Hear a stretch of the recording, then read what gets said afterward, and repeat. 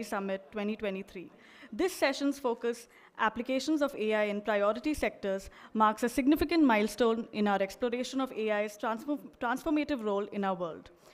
AI's emergence marks a significant turning point in the evolution of technology in our lives. It represents a major shift, redefining how key sectors crucial for global economic growth and societal health operate, innovate, and interact with the society. This change goes beyond mere improvement.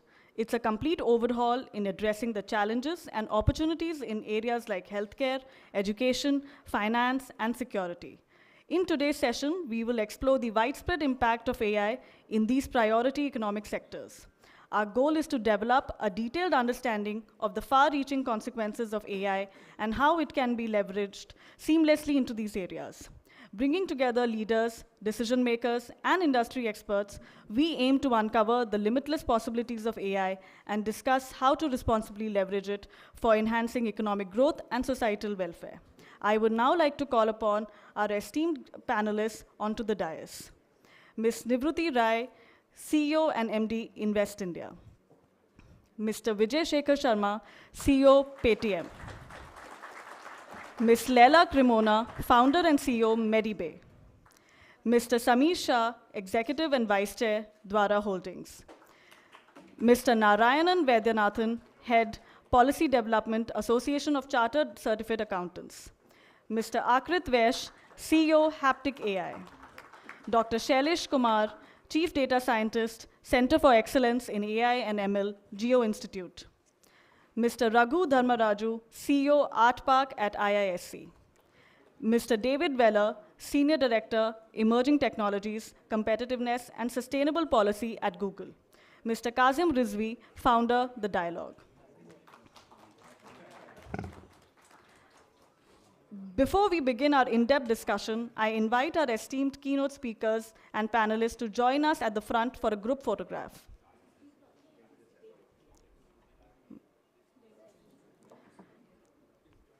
Welcome, Mr. David Weller.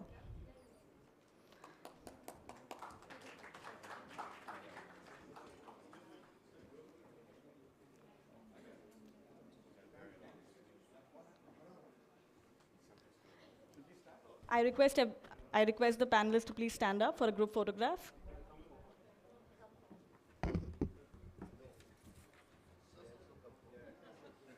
Please come forward.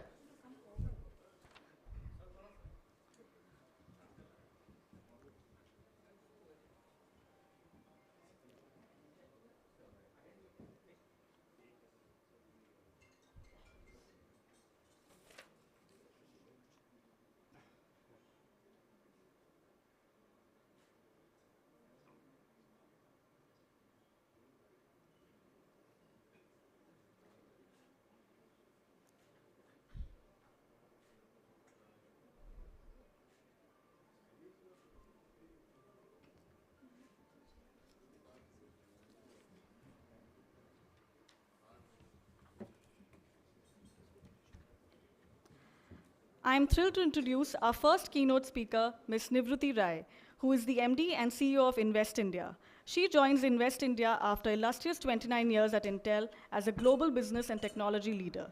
She is also the recipient of Nari Shakti Puruskar for her remarkable contributions in the field of technology. Let's give her a warm round of applause as she leads us into this enlightening session. Good morning, everyone. Can everyone hear me? Let me introduce myself.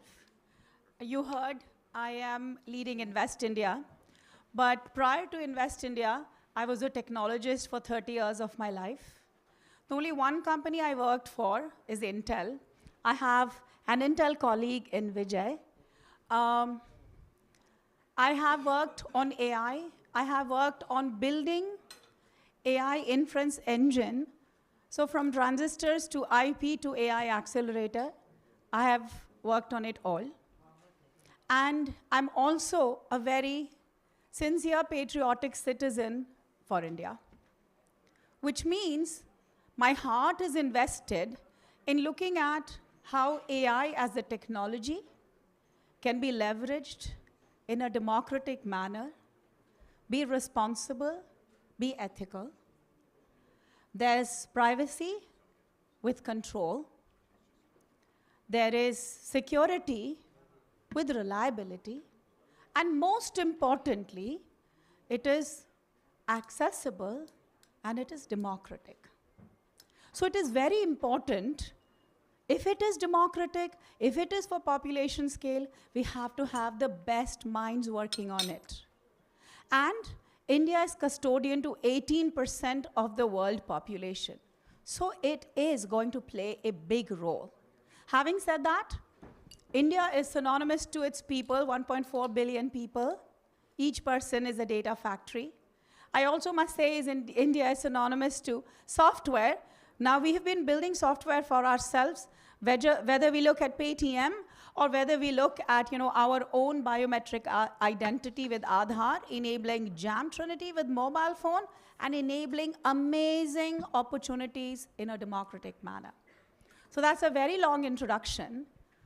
But having said that, we have to look at what are the major sectors that AI can influence. And if I may get my clicker so I can use my slides. OK. It is? Thank you.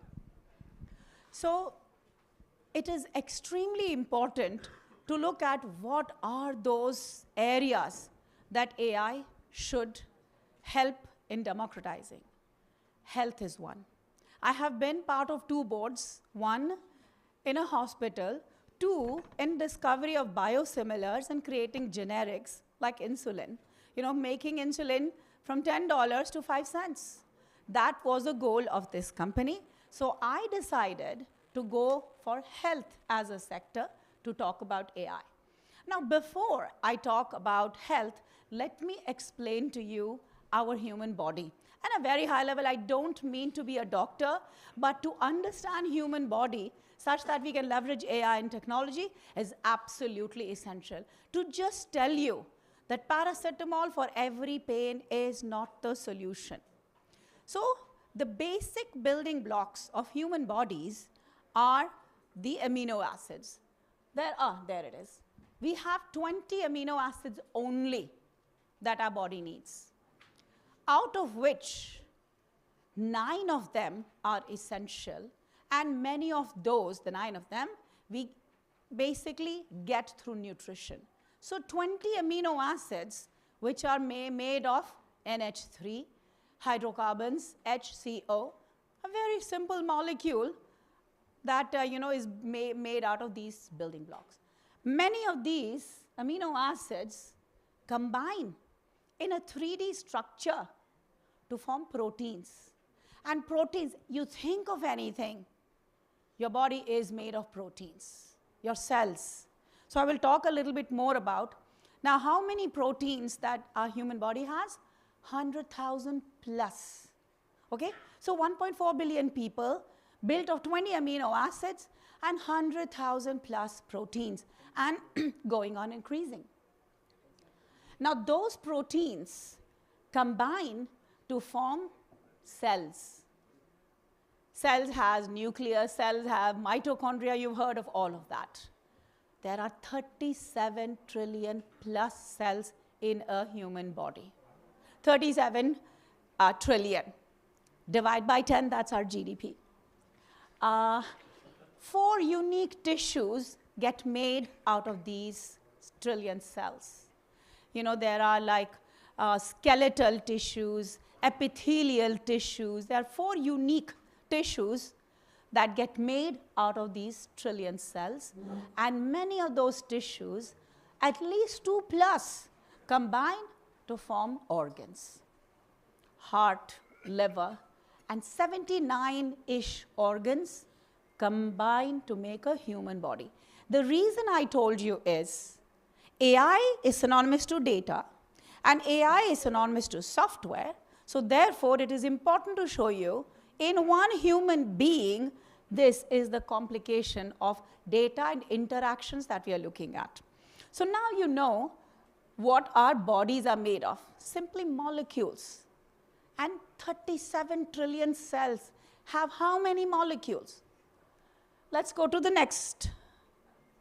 Now, I already told you Our body is made of the basic building blocks, amino acids. Some examples, glycine and alanine. Many of these enes are amino acids.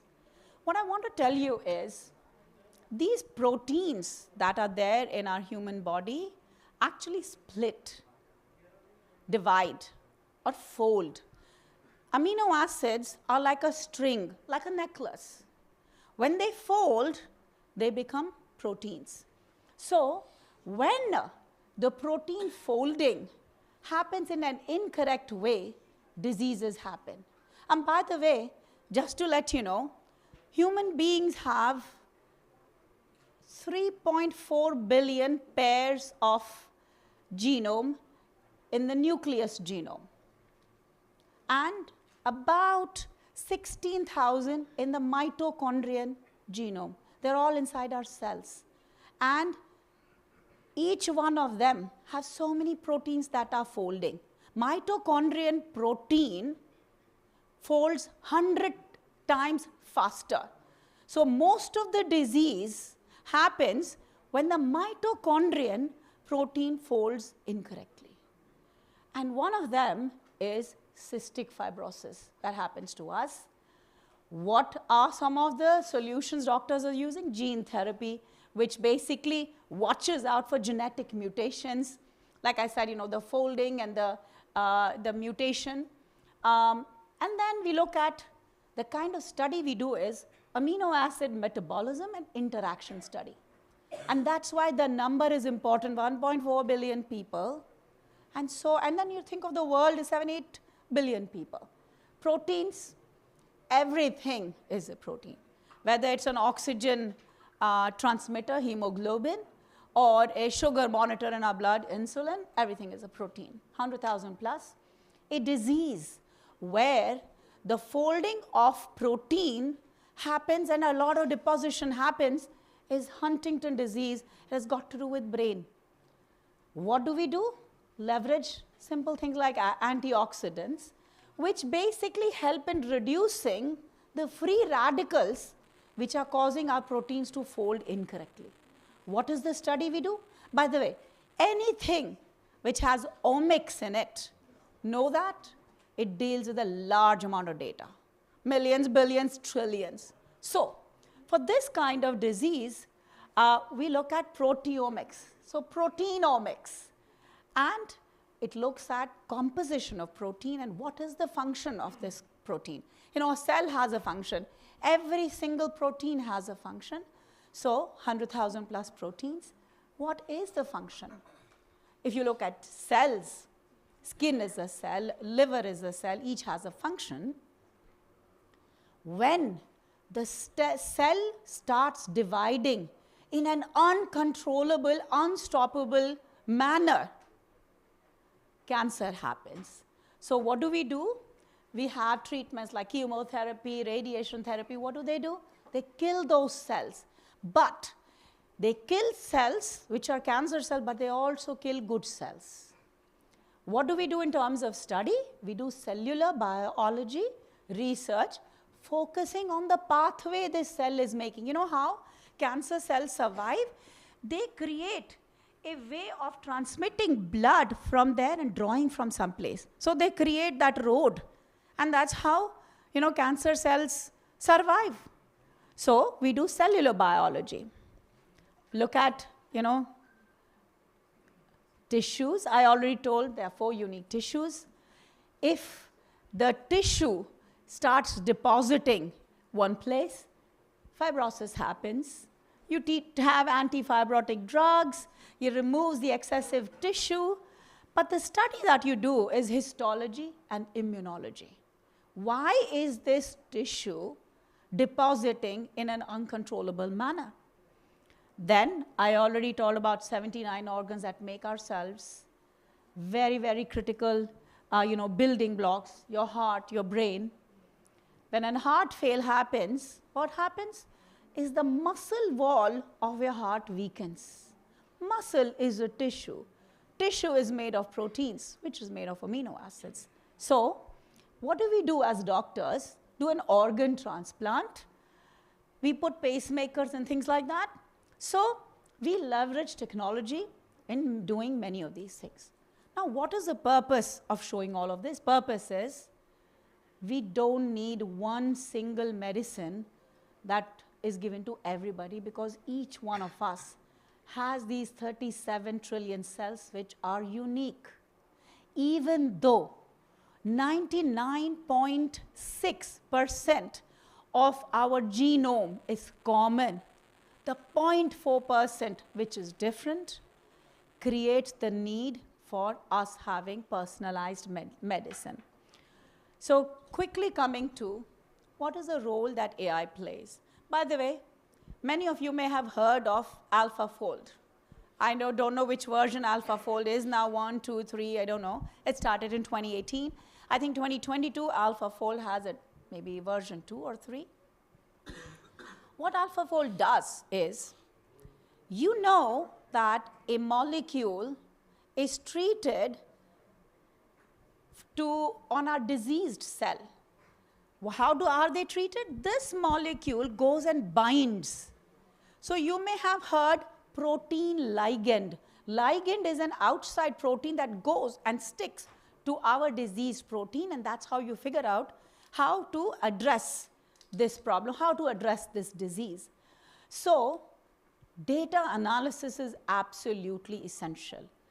AI can look at a scan, a breast cancer scan, and know exactly where the cancer cell exists, because we have the ability from India to train our AI model for breast cancer detection, that it can come up with higher accuracy and higher efficiency in detecting.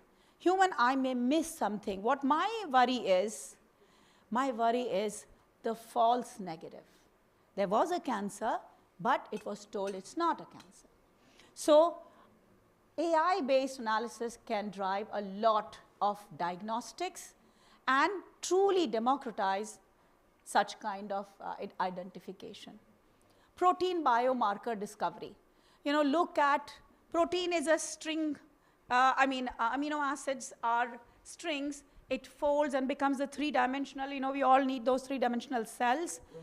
There are many ways where AI can actually create those proteins and leverage those proteins to see in a lab whether it is binding and whether it is removing the disease.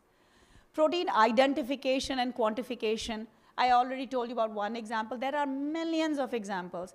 I heard of a company which has it's called Neura, and it basically does genome sequencing.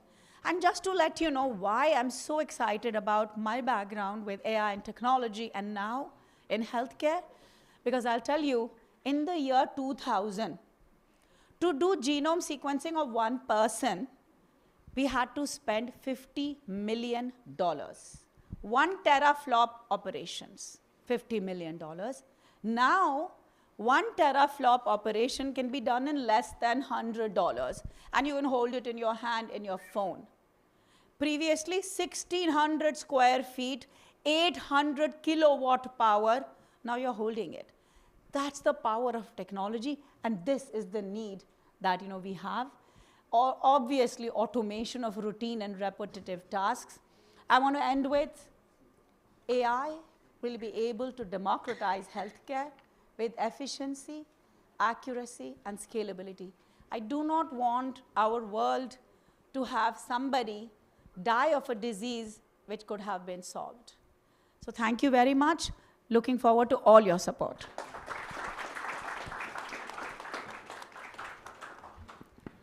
Thank you, ma'am, for your thought-provoking remarks and insightful address. I would now like to invite Mr. Vijay Shekhar Sharma, the CEO of Paytm, to the stage for our second keynote address. Mr. Sharma's pioneering work and visionary leadership in the financial technology sector makes him an invaluable voice in our discussion on AI's transformative potential. Please join me in warmly welcoming Mr. Vijay Shekhar Sharma. Thank you. First of all, I must congratulate the hosts here. When the world is getting ready for AI, we have an AI summit. So congratulations to everybody who's made us possible. So cheers to every host in the room, Kaylee's. I'll talk about it as my understanding of AI, and I fundamentally believe that we as India, and I probably will stand on behalf of India here, not just of my company, we as India should have been having a lot more attention to AI than we've had till today. And it is more up to the entrepreneurs, I'd rather say, and it is led by, like I said, one point of time, that we all were busy finding whether blockchain has use case or not, public trust was there or not. And today when we have discovered that it has a material use case, but it is not a transformative like we would have imagined it to be, but AI definitely is. And a misunderstanding of many of us will be that the world before AI and after AI will be in two different segments, just like if you had internet and you do not have internet. And post-internet, everything has sort of changed, and then internet came on the handheld, so it just changed the world. But AI as a need for all of us Indians in everyday life will be even more important, because we lack the number of resources available and capable resources available for any service as citizen that we need. For example, like you can start as basic as education, health, and you can talk about financial services, obviously, and each of these have phenomenal example here. And if I was to talk about education, which is because we are out there with the best demography available to us as education, possibly making them as a talent available to the productive use case. The example here would be that a lot of teachers whom there is a language barrier, because we are a more than 25 language country, and English is not our first language by definition. So you have a lot of students who are very bright and capable, but they are missing the access to the language syllabus which is made for them to study, and then they are missing the access to the tools and toys that can make them globally relevant. Obviously the power of internet and power of globally accessible videos have sorted out lots of access to the content, but an interactive teacher whom they can talk to is still missing. And in my opinion, the AI bots, and especially the local language AI bots, which will be built obligatorily in India, will be one of the phenomenal leapfrog that we will have in the education. And you can imagine very simply that in a teacher, whatever they are teaching in a classroom, either they are assisted, or the students, they themselves are assisted by their language speaking and the syllabus and the capability which is phenomenal at a world scale. And this will continue not just in early education, this can go into the graduate and masters and post even PhD, etc. education. It will be phenomenally different world that we will live in too. In fact, I do agree with Rupati's point of view on health at a very big scale, again because of basic healthcare in India. More or less we are significantly deprived number of hospital, number of doctors, number of beds per 100,000 per 1,000 citizen, if you were to look at it. And there comes again the power of compounding of knowledge that will be consulted and aggregated. So whether it is a remote consultation, whether it is the data that you can capture remotely and then you want to bring it back on the system so that there is an opinion, it is incredible. And I bring in attention to many entrepreneurs and investors in this room that it is up to us to solve for these problems. We can't, unlike in a, let's say, a social network or an internet search engine, where a Western solution can help because it is eventually based on same fundamental. Here there is an obligation of expertise of India, or a model that is trained on India or India's data points, whether they are citizen data points or historical data points. So it is even more compoundingly important on us all that we take care of building, whether they are LLM models, whether they are models that are trained on an open source LLM, but it is an important imperative that we do not become a country that is missing the AI wave at a scale that we are seeing it. In fact, I see that many countries could look at it as a productivity enhancer. I look at it as a basic necessity of serving our citizen at a scale. I mean, you saw the advantage of mobile phone that brought in the world and the amount of phenomenal financial inclusion. We talked about Gem Trinity, we talk about payments every day. And this is possible because consumer was ready to commit for a smartphone on their device. And once the customers were ready with a smartphone, the system existed, and then what global example we've been able to do it. And this is exactly the I call upon on us all Indians, that if everybody is committed to generate data, everybody and many governments bodies are generating tons of data, how about modeling it and giving the most intelligent assistant and trainer or a coach or a doctor or an advisor that can do it at a very phenomenal low scale.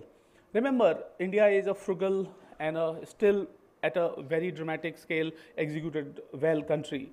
And this combination will probably be the lethal served using the AI. Another one of the very important public service or obligation for I'd say the priority sectors for government is farming. And in India, the farmers are the least data integrated. It mostly works on colloquial knowledge. We've seen the problems of farming, whether it is a high yield farming we start from, or to the turnaround in a the pollution generating fine paddy burning event that happened at the year end of typical in this country on the north side, because there is a high yield expectation on a turning around. AI will bring the nuances of the land, the ecology, and the kind of produce that you can build, and the demand supply gaps that we are able to fulfill. Right now, we are not able to build our farming supply chain on a specific of a region. Instead, we are trying to find out that what a common most denominator crop that we can produce, and that is what creating a little bit of concern on ecology also in the northern of India. So I not only expect AI to help our farmers to give a better yield, I also help them. AI will solve for one of the biggest gap in ecology, thanks to the farming that we have seen in India, is related to the air quality improvements out there.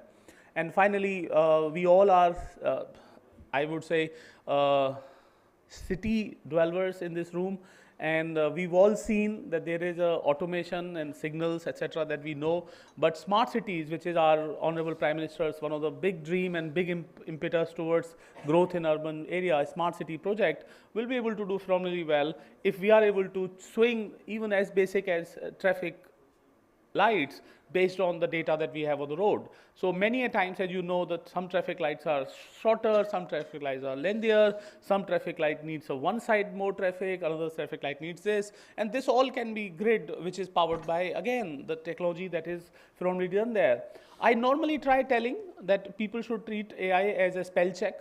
If you were to write a letter and you did not do a spell check, you will feel, well, you can be very capable, your architecture of system can be very able, your serving can be very capable, but it is rather better to do a spell check so that you can discover if there is a missing error in grammar or a spelling out there.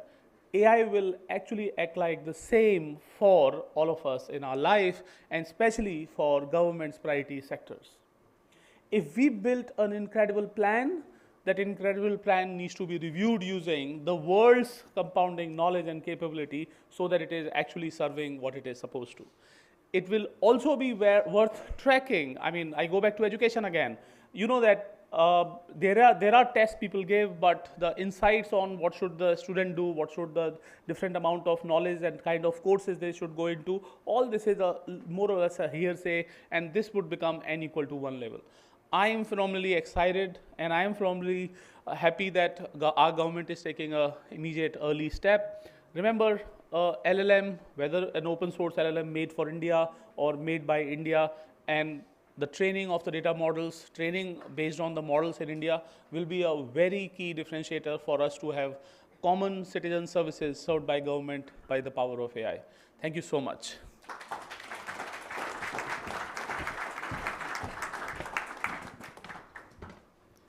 Thank you, sir, for your informative and inspiring address. I would now like to invite Mrs. Kavita Bhatia, ma'am, Scientist G and Group Coordinator, Ministry of Electronics and IT, Government of India, to kindly felicitate our keynote speakers, Ms. Nivruti Rai and Mr. Vijay Shekhar Sharma.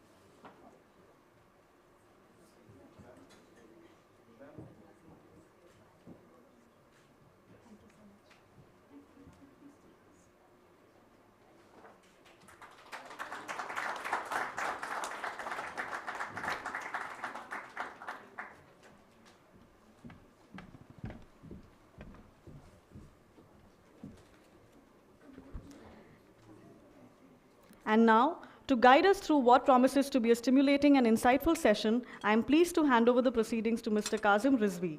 As our moderator, Mr. Rizvi's expertise and skill in steering discussions will undoubtedly enrich our understanding and exploration of the topics at hand. Mr. Rizvi, please take over. I hope I'm audible. Great. Thank you, Ananta, for the kind introduction. And I think we have around 1.5 hours of panel discussion. So I hope all of you guys can see me sitting over there. Maybe I'll just move my chair a little bit so that all of you can face me and we can all have a good discussion.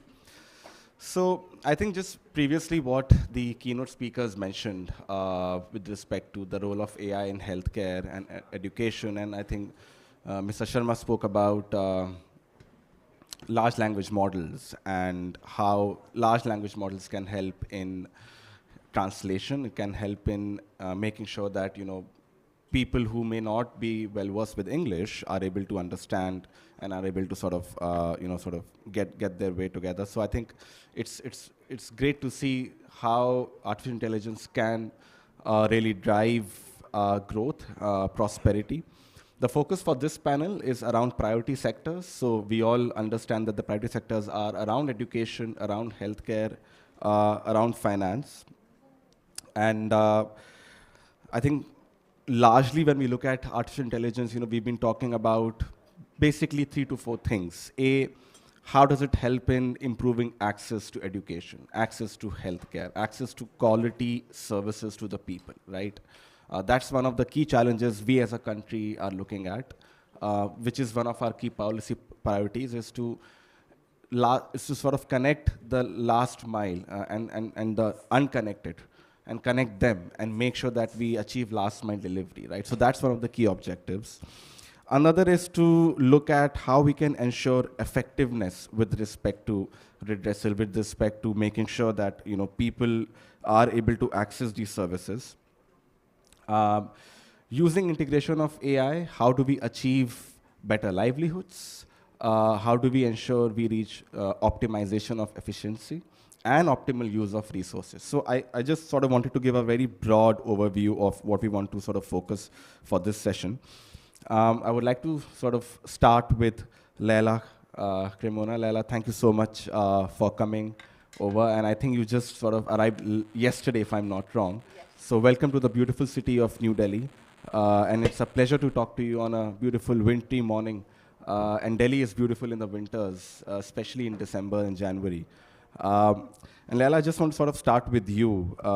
And what we'll do also is, to all the panelists, we'll have initial remarks of 3 to 5 minutes. Those who have presentations can sort of take us through those presentations, but we'll have 2 to 3 rounds, and of course we'll open to the audience as well later on. But initial rounds will be with the panelists, 3 to 5 minutes, and you'll come in with your intervention, then we'll have a Q&A as well. So Leila, I just want to start with you with respect to the role of AI in education sector. How can it help in assisting human resources, right? How can it help in assisting teachers to perform their duties better? And also just looking at better learning experiences, how do we get there? And I have a question for you in healthcare as well, with respect to the availability of quality healthcare. So would love to get your remarks on that. Over to you, Leila. Okay. Thank you very much. Can you hear me okay? Yes? Okay. So let's start with education. Part of the problem with education is that there's not enough people with access to it. And what we need to look at is how AI can make education available to everybody. And we're looking here at the different types of immersive education. And when we're talking about education, we're talking about education in business, we're talking about young people, we're talking about adults too. So we were talking earlier about farmers, and it was interesting to hear that, they're very educated at looking after their money, but they need help perhaps with things like simple things like smartphones, etc. So we use AI to not only help with the HR element, to train people, but we can use it for the betterment of everybody, irrespective of their status. When we're talking about AI in education, we can talk with regard to health or business or simply educating at schools. But we've been, since COVID, a lot has happened with educating people online. But the fact is that if we can use AI in immersive education, we're able to reach people that have never been able to access education previously, and to be able to educate them in a more cost-effective and accurate way. So, for example, my company produce and create immersive technology for healthcare. We teach doctors and nurses, and in fact anyone who wants to learn about medical machines, we're able to put them literally into a situation virtually through their spectacles or maybe through a group computer that will allow them to make mistakes. They can use a machine, they can talk, they can interact with real situations, which of course is far better than sitting in a classroom or sitting online alone. So students are literally, no matter what their age, immersed in technology, AI technology that enables them to learn. So the retention value of that learning is in the region, certainly with UK national statistics, of around 75% retention. Now, not only does that mean that students become highly educated, it's faster, it's more cost-effective, and the person who wants to educate them can teach those people in the most appropriate way. That comes back to something else. AI is a tool. Lots of people are frightened about what AI is going to do. Is it going to take our jobs? Is it going to overtake the world? Are we going to suffer financially? Are people going to becoming poorer? It is a tool. AI is a tool.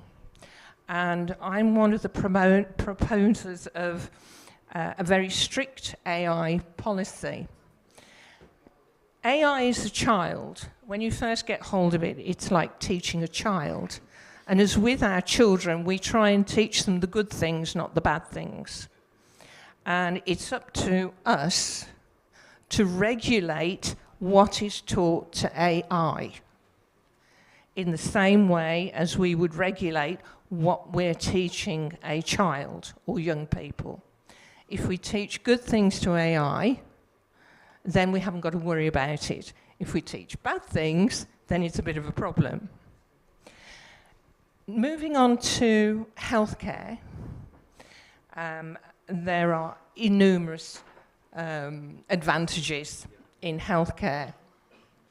And not only just from treatments that are available, from assessing the data that's collected, etc. It's not just data. And we have to be careful that it's not just data that we're collecting. We have to have a relationship between AI and patients. Otherwise, there's no point and it's not going to work. Now, a lot of people, again, are terrified. We use AI technology, robotics, machine automation in our facilities. And this produces accurate results very, very quickly. It helps people because, you know, you're ill you want something doing fast. You want to be educated about what you are suffering from. You want to know the detail. And using the AI, as the mom said earlier, she went through a whole list of advantages. I'm not going to repeat them.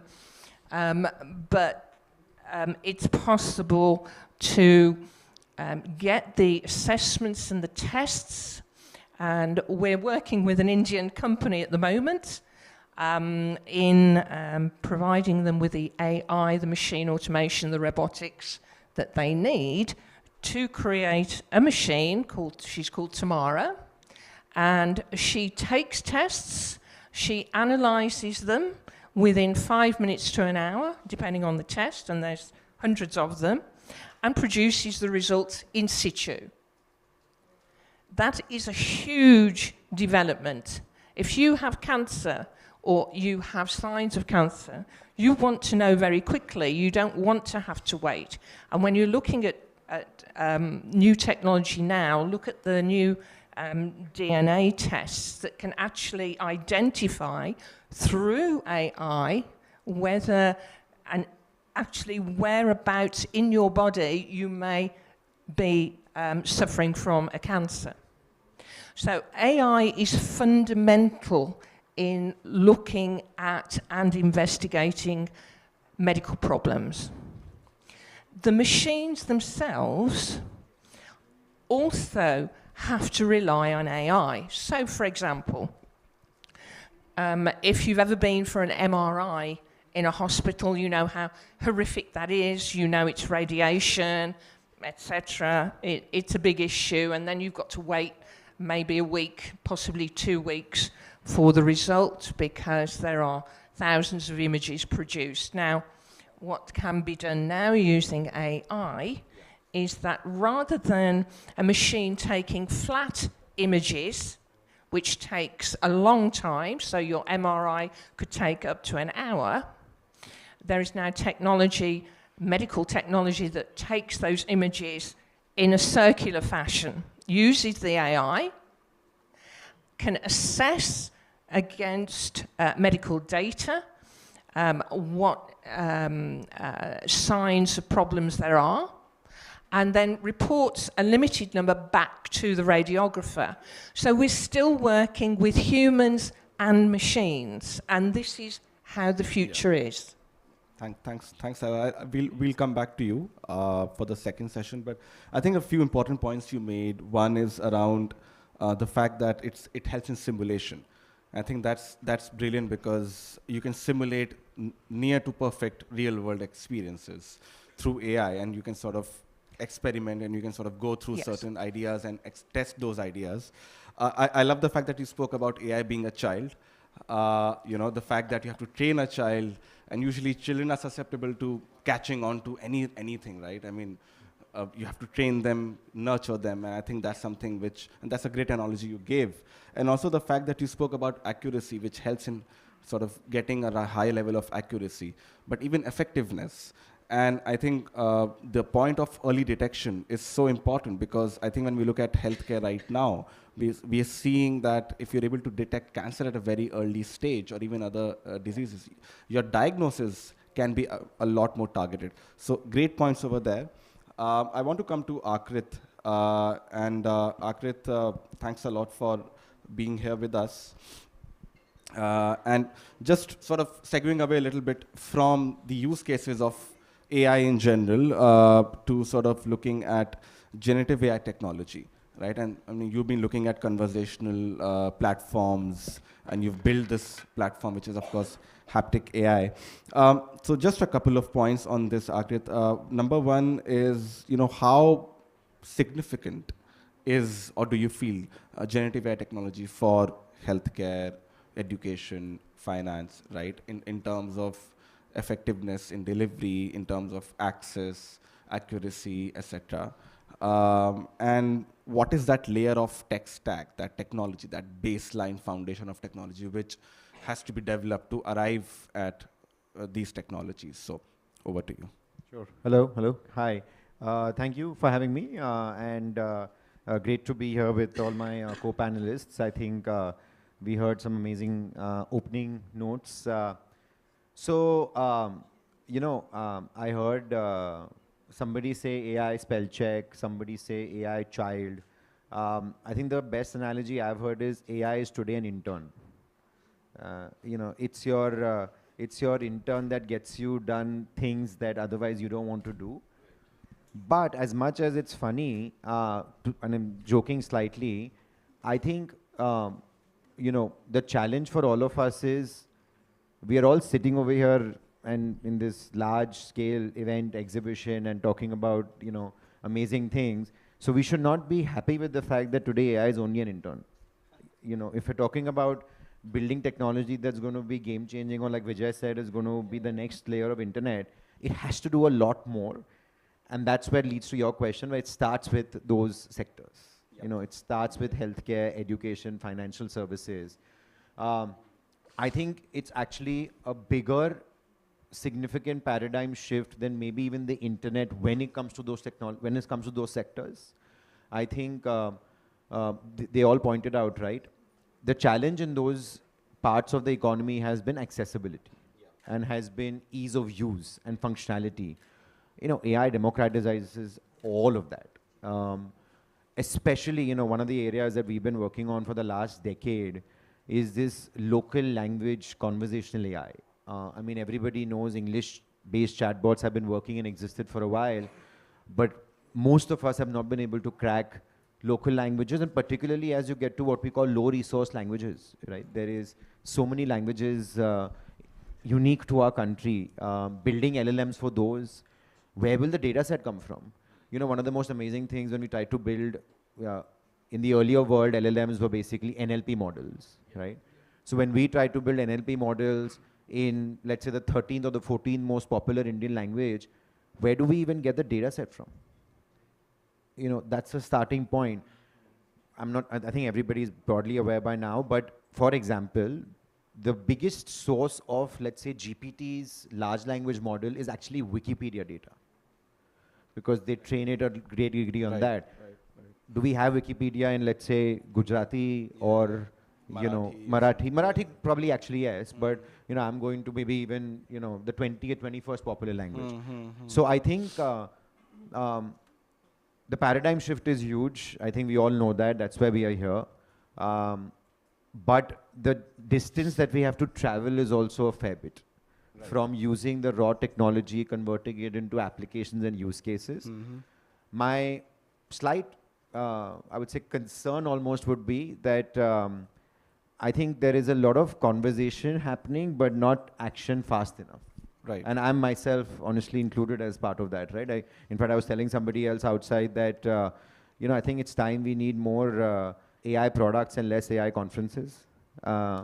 Because it's important. The dialogue is important. I'm not saying that, but I think that, it's time that we really start seeing something out there, loud and clear that, look, we don't want to rush into it. Loud and clear that responsibility, ethics, all of that is important. Safety. But I definitely think we can do tests a lot faster than what we are today. And I would come to you on the building applications part, because you spoke about data sets. Where will the data sets come from? I think this is a big project for India when it comes to translation, when it comes to large language models in all our languages, right? And that's unique to India.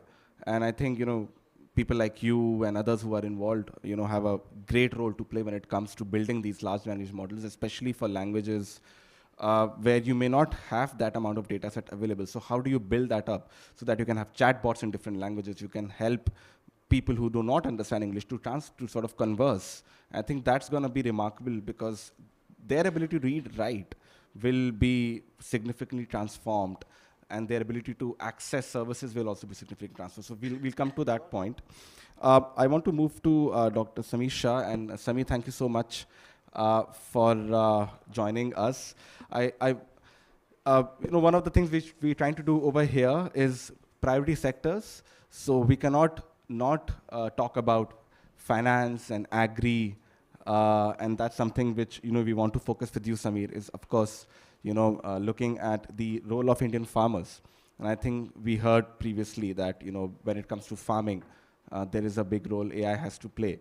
And even in general, detecting, understanding weather patterns, the soil, crop, etc. What is the role of AI? So just a couple of points, couple of questions for you. Is number one, generally, how do you think farmers can harness the potential of AI, right? Where are we with respect to the use of technology of AI by the farmers in India's farming community, number one? And in general, how do we also get AI-based solutions to better target priority sector lending? So over to you. Thank you. Can you hear me? Kazim, thank you very much, and thanks for giving me the opportunity. Just a quick check. I'm not a doctor. So very important question. I think the application of AI for financial inclusion, I will go even deeper from financial services. I'll go to financial inclusion, which is really last mile to the most underserved sections of society. And I do think that this is tremendously game-changing, and I think it has gone well beyond the intern stage of development and application. And some of these applications are already live on the field, making impact, delivering services, not yet at scale. That's really the next thing to do, but absolutely delivering commercially viable, meaningful, relevant, personalized services to the underserved. So I think AI definitely has gone beyond the stage of intern. We definitely now need to think of scale. Scale will require costs to come down, responsibility and policy measures to sort of get wrapped around it. But I do think it's possible. And I'm going to talk, because I represent a lot of application, less tech, more application and policy, and hence I'll sort of love to talk about application. So I'll just to talk a little bit about farming, right? So I'll take the example of a smallholder dairy farmer. Has probably 2 to 3 cows in the backyard, and almost every second rural household in India will have a minimum of 2 or 3 cows in their backyard. They serve as delivering milk for the household, and surpluses are sold out in the market, and so on and so forth. I mean, we all know the role of sort of cattle in a rural household is phenomenal. It's almost like an ATM for the household in many cases. It's not just anytime milk, but it's also anytime money for the household. It's a real enterprise for that household. Having said that, there are 400 million cattle in the country today. Less than 4% of these cattle are insured. And the reason why is because the traditional insurance system for cattle insurance is a very broken insurance system. It uses an injectable RFID, which is a tag that you either staple onto the ear of the cow or you insert it somewhere in the body of the animal. And that is prone to operational challenges and manipulation. So less than 4% of cattle in India are insured. Because less than 4% of cattle in India are insured, credit is not entering that household, because lenders, financial services providers, don't want to take all the risk. If insurance hasn't come in, they feel that they will end up taking most of the risk, and hence lending has not come in, and hence farmers, cattle farmers, have traditionally been deprived of formal financial services. This is where AI comes in, and I'll just give you a few examples of that. The nose of a cow is called the muzzle. It is as unique as the fingerprint of a human being. It leaves a unique biometric footprint of that animal. There have been applications, and we have converted the nose of the cow into an Aadhaar equivalent for the animal. So it is a unique identity solution for the animal that gets rid of the need for a tag, for an RFID tag, which means that in a non-intrusive, bulletproof manner, insurance can now flow through. And I'll give you a real example of how insurance. So this is, we talked about generating certificates, health certificates and stuff like that. This health certificate is generated by a AI tool within seconds after taking a picture of the animal. It's fully automated, no bias, no judgment, just a direct science reflection within seconds, generates a health certificate, which allows the insurance company to actually generate an insurance policy within seconds. No need for anyone to visit the farmer. You take a picture, upload it onto the cloud. Within seconds, a fitness certificate is generated and a policy is issued down to the farmer, sent on WhatsApp. So these are some of the applications. A real exciting application which I particularly found very interesting is it's not on the slide deck, but I'll just talk you through that. Is just in the context of insurance. So a farmer, and this is a real example, farmer submitted a insurance claim to an insurance company for his cattle. The insurance company realized that the number on the tag had been previously submitted by another farmer for another animal, right? So the insurance company rejected that claim because that was a tag that was compromised. We, for the same farmer, digitized all the animals using this AI-generated muzzle-based identity, and then the insurance company started honoring those claims because they created a trusted ecosystem that could go beyond a compromised RFID tag and start to dispense and honor claims on insurance. So these are things that are happening in India. It does need a lot of policy support. Regulations are always 2 steps behind for good reason, because they have to take things more cautiously. But we do need a much more collaborative approach between technology practitioners and policy making. Another example which I'll show you is a real example, which is in the form of credit. Right? So the previous example I gave you was for loans. Now this is a farmer using remote sensing and AI, because farmers in India are 70% of the farmers that we work with, and that's true for most farmers, are new to credit, which means that they don't have a formal financial relationship. Only 30% have a formal financial relationship, which means that they don't have a credit bureau record for them to go to a bank or an NBFC to take loans. And because of that, they continue to be in a vicious cycle of, from one money lender to another money lender, because everyone requires a bureau presence. So how can we use assets that the farmer has, in this case, the farm, digitize the farm and create a alternate underwriting score using the productivity of the farmer basis looking at the farm. So there have been applications that we have created which have created underwriting score using remote sensing and AI to underwrite farmer, even if they don't have a formal credit bureau score record. And farmers are now beginning to receive loans basis that. So all you have to do is to take a picture, digitize the farm, upload it in the cloud, geotag it, use remote sensing data, create the score, dispense the loan. And we have found that this score is far better than the traditional bank lending that has happened to farmers, which have created almost 10 to 15% of delinquencies. This has resulted in less than 2% delinquencies to farmers. So this is real, viable, commercially viable business for priority sector lending, not just as a social service or as a economic good for the country, but as a viable business model, which is what I think AI needs to demonstrate, deliver at scale. So these are just some of the examples which are real, and the challenge that I'd like the summit to also focus on, in addition to other outcomes, is to really, how do we blend in practice, academics and policy to bring down the cost of doing business. For example, today, if you host open source LLMs onto the cloud, the cost is enormous. If, however, you go to the traditional cloud providers and use their LLMs, they are super expensive.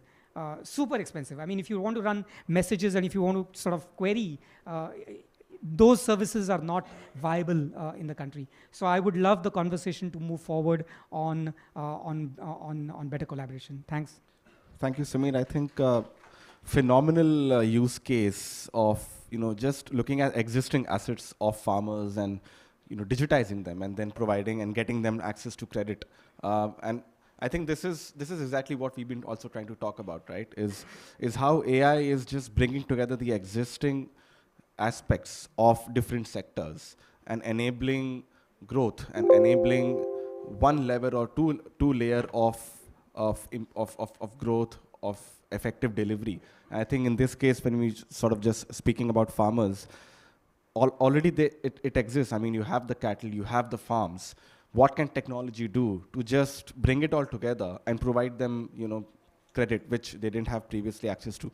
I think to your point of, multi-stakeholder collaboration and sort of bringing policymakers together and technologists together, I think one of the focus for this conference also is to look at how we can make sure that we democratize the use of AI, we reduce the entry barriers, we make it more cost effective as well. So definitely that will be the focus of the discussion. But I want to go to now Narayan Vaidyanathan. Narayan, thank you so much for listening in. And we would like to come to you. We will look at the policy ethical discussion in the second round. So initially what I want you to focus a little bit on is just sort of take us through your sector, which is accountancy and finance, right? And what's the role of AI in accountancy, finance, how it's improving growth and how it's sort of just helping more effective approaches. So over to you. Thank you, Kazim. You guys can hear me, right? So first of all, thank you to all of the other speakers so far, because I think I've learned a huge amount just listening to everybody else. I think the first thing to say is the sector that I represent is at the intersection of accountancy and finance and education. I work for a body called the Association of Chartered Certified Accountants. So we train accountancy and finance professionals. We've got about 250,000 members around the world, from newly qualified accountancy and finance professionals all the way to CFOs and FDs. And we've got about 500,000 students in training globally around the world. So we operate in about 180 countries around the world, including India. I think the thing to say most of all is that we operate within this idea of trying to promote global standards. I think the AI conversation does require a degree of interoperability, or will benefit from it if it's possible and feasible. And our view is very much where we see good practices or good things that we see in one part of the world, we try to share that in other parts of the world. We operate in the public interest, so we're not a straightforward commercial product sale. So our perspective is a little different for that reason, and we come very much at the angle that the AI conversation cannot be just about technologists, because if you want to scale AI in any organization, you're going to need someone who's like a CFO or an FD or someone like that to get involved and to actually procure that technology into their organization, and to have systems in place to be able to manage and risk manage the adoption of that technology. So that's where we are coming from in terms of widening the conversation, learning very much from the technologists, but also bringing a broader pool of people into this discussion. In relation to how we see use cases and how we see, so for us, we very much come at this from a very simple, practical point of view. So if you think about traditional solutions or discriminatory AI or the older versions, the sort of things that we see tends to be very, very useful is where there's an existing, somebody was talking about data sets, et cetera. When you think about consolidation of financial statements, for example, there are some fairly repetitive, fairly clear norms around how you do it across a large organization with subsidiaries in different parts of the world, et cetera, et cetera. And those are the sort of things where we think that systems can learn. And we very much come from the view that we see AI in the context of co-pilot rather than autopilot. So we would never be comfortable, I think, for any use case that we consider leaving it to do. I don't think anyone is, actually. But I think we come very much from the view that it can really help with managing complex financial processes, consolidation of statements, etc., or even at the more lower end of routine tasks, for example, in terms of understanding invoices and invoice coding. These are not very glamorous things, and somebody's got to do it. And the fact is that you might as well get the technology to do these things, and it's something which is a win-win.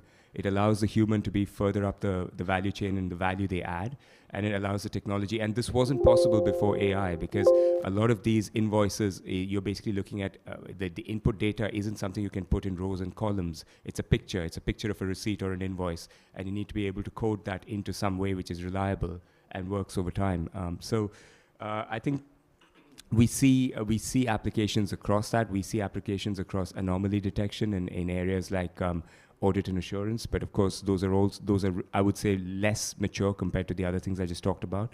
And more recently with generative AI, we see some new types of opportunities coming through in terms of understanding, and there's a gentleman here who was talking about conversational, but understanding, for example, if you've got international financial reporting standards, you could ask it questions around, what is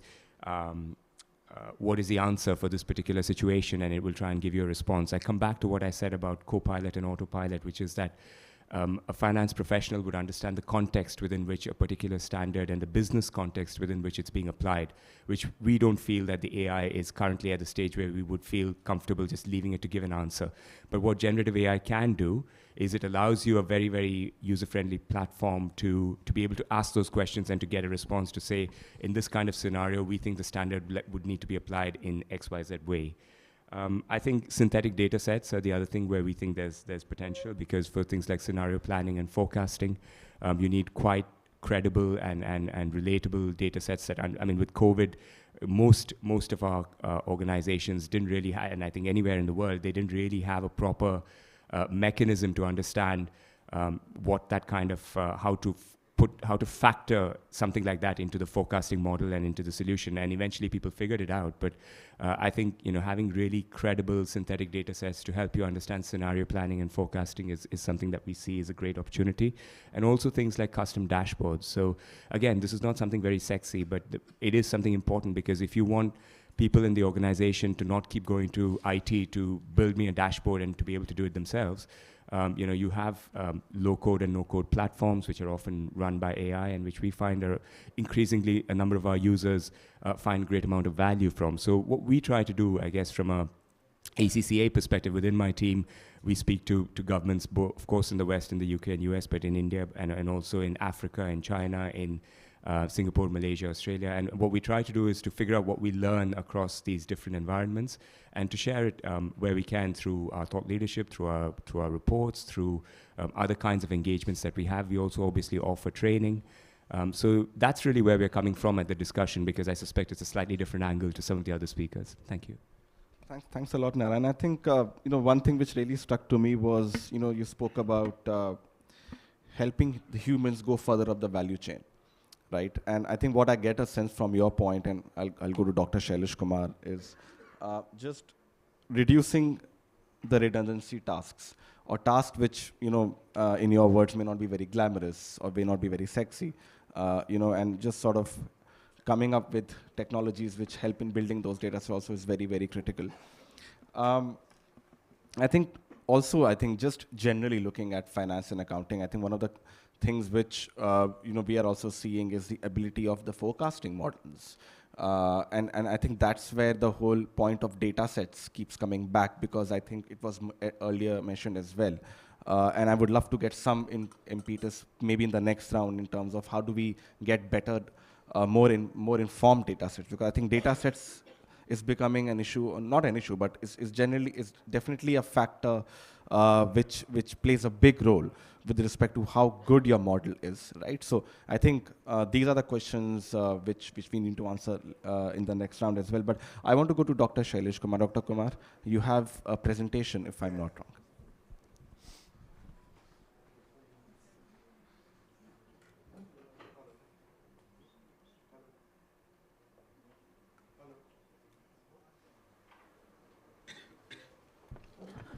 Hello? Yeah, okay, great. So how many of you have heard of the company called Chai Point? Anybody? Chai Point. So they have a tagline which I really liked. It said, India runs on chai. And from there, I realized we need a different tagline now, which is Bharat runs on AI. Okay? So that's what I want to talk about, which is how do we get from India runs on chai to Bharat runs on AI? And that's the journey. So, we saw a lot of beautiful use cases across domains. These are social sector, there are, commercial and business sectors. So I want to talk about AI from a top-down system thinking point of view instead of bottom-up use case thinking point of view. And I'll talk about three big ideas. One is, what is this complex ecosystem? If you think about all these ecosystems we are talking about, education, healthcare, agriculture, these are all complex ecosystems. These are not 200 individual models trying to work together. It's a very complex ecosystem, right? Then we'll talk about what is an operating system for such an ecosystem. We have an operating system for our mobile phones, for our TVs, for our washing machines, for our cloud. But what about an operating system for an ecosystem is the next big idea. And third, I'll talk about truly democratizing AI, what kind of a AI marketplace we can create, which is, so the second and third is what I'm proposing as the digital public infrastructure for the country, like UPI, in the AI world, right? What are these two infrastructures we are going to need, right? So let's talk about ecosystem. If you think about how products have evolved, right?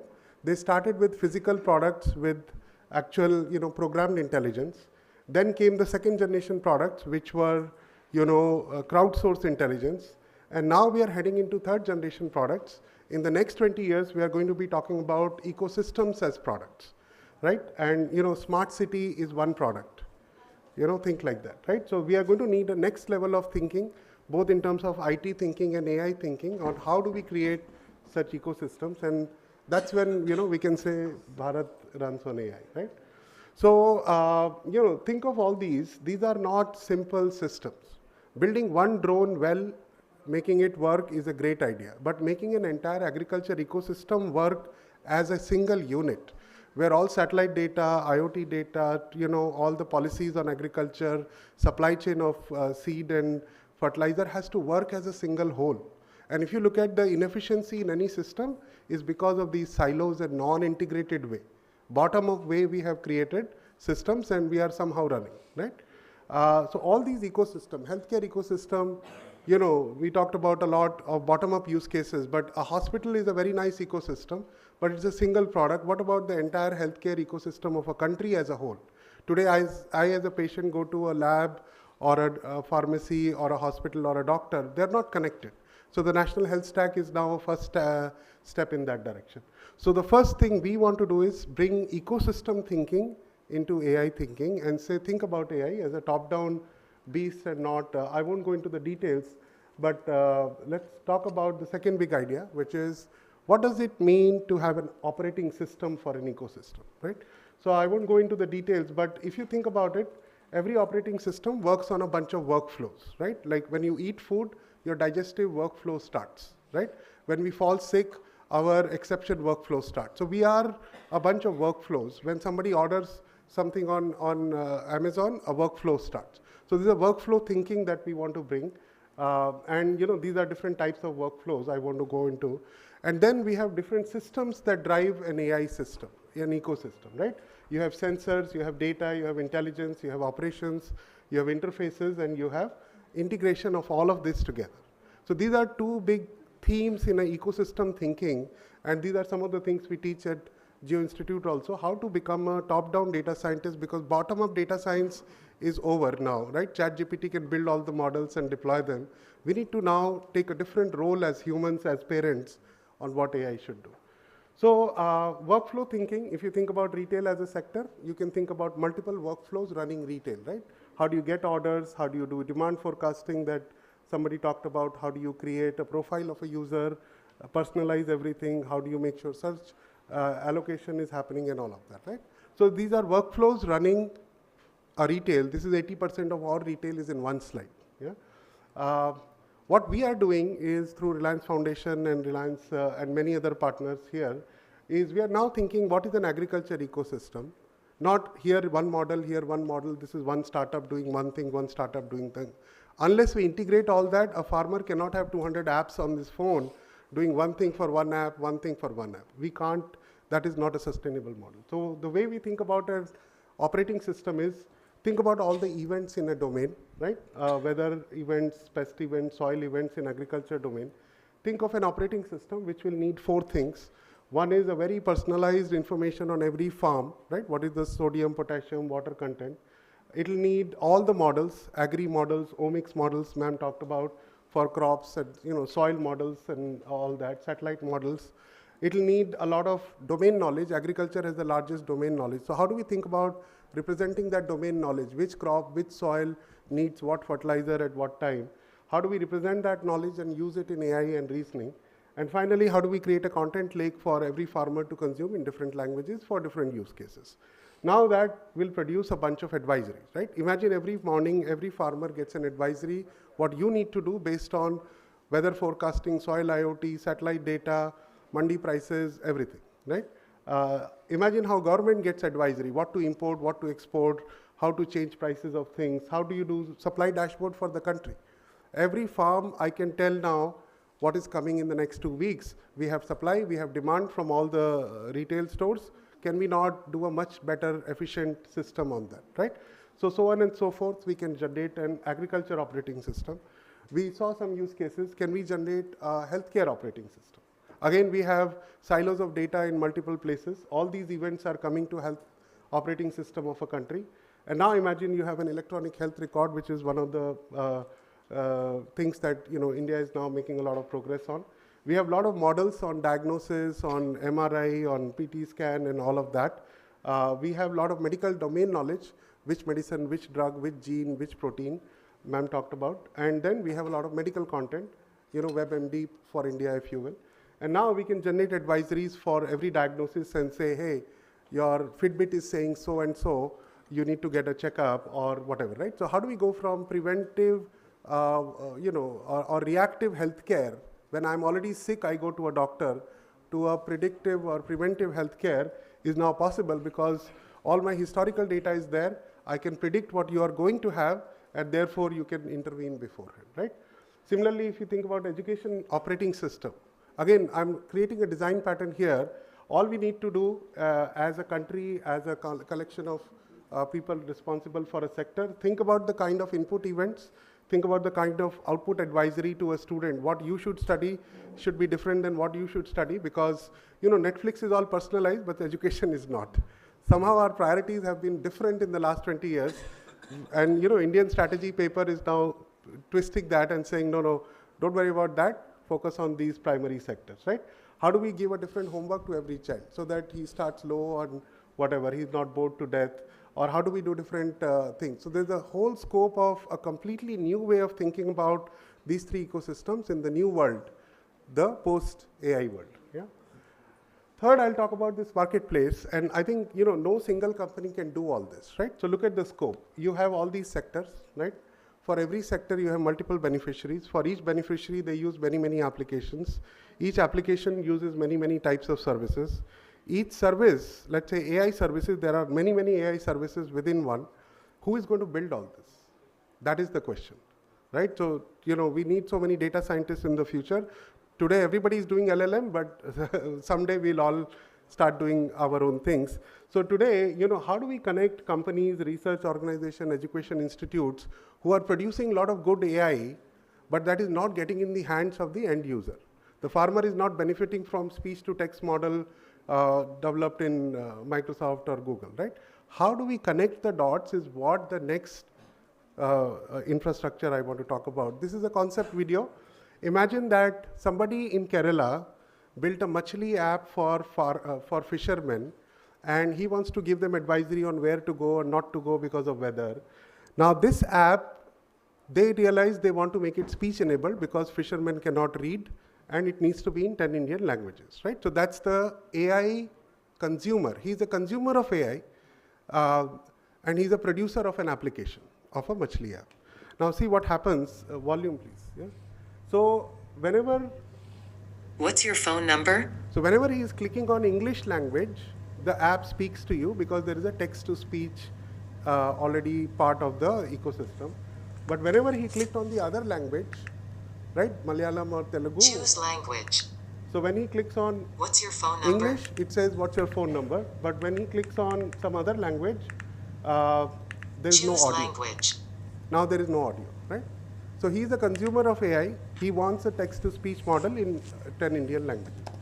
Now imagine somebody else in the country, somewhere. He has no idea that this app exists. He goes to a website and says, I'm an expert in text-to-speech model in Indian languages. My favorite language is so-and-so. I will only upload my model into this system.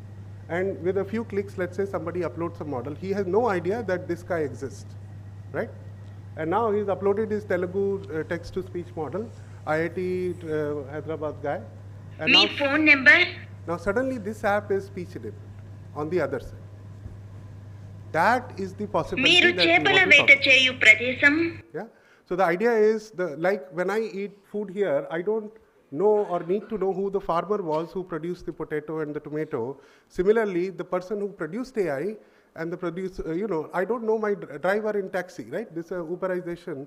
So marketplaces create such amazing ecosystem, and this is one of the most important ecosystem we need to create as a country.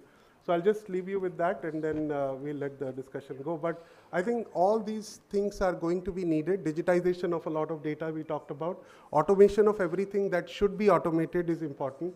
Making everything intelligent is important, means continuously improving. Democratization we talked about. How do you bring producers and consumers of AI together? It will create a new economy, because now I don't need to work for a company. I can upload my model and the platform pays for it, because my model is so good. Hundreds of applications are using it, right? And inclusion is very important. Speech inclusion we talked about earlier in languages. Personalization of everything, and how do we build trust is one of the areas that we'll discuss more. So I'll leave you with that. Thank you. Yeah, thank you.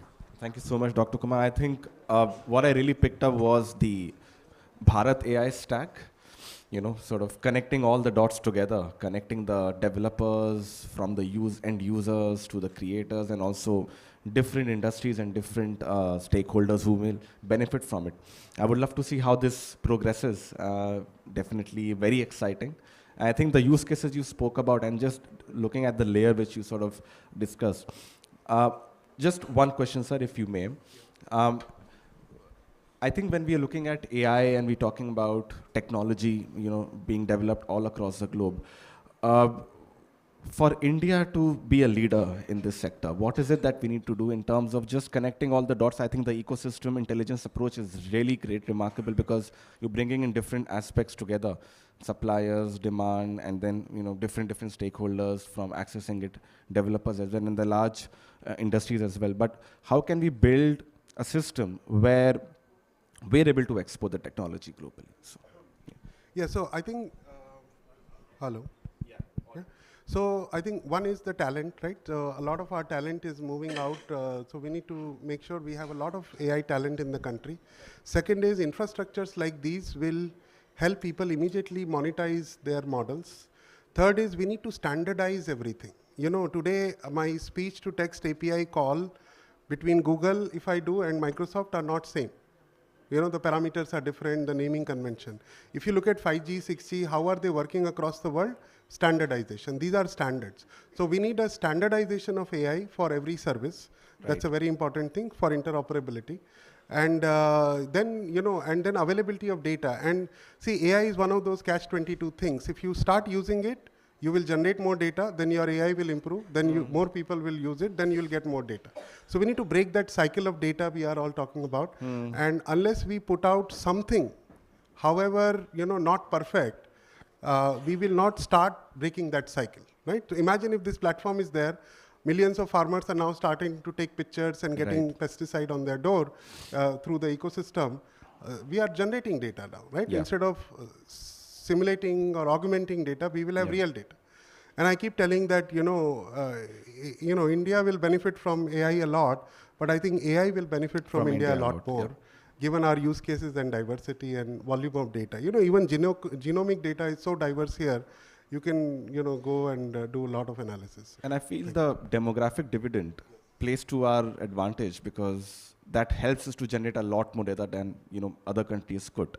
But I love the point of standardization. I'd probably come back to you if we have time on standards, and would these be global standards which countries would have to adhere to.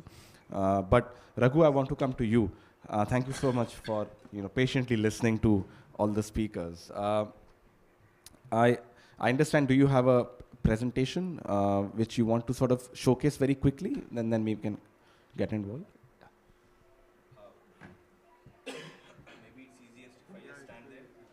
Yeah, you can maybe come over here on the podium. Yeah.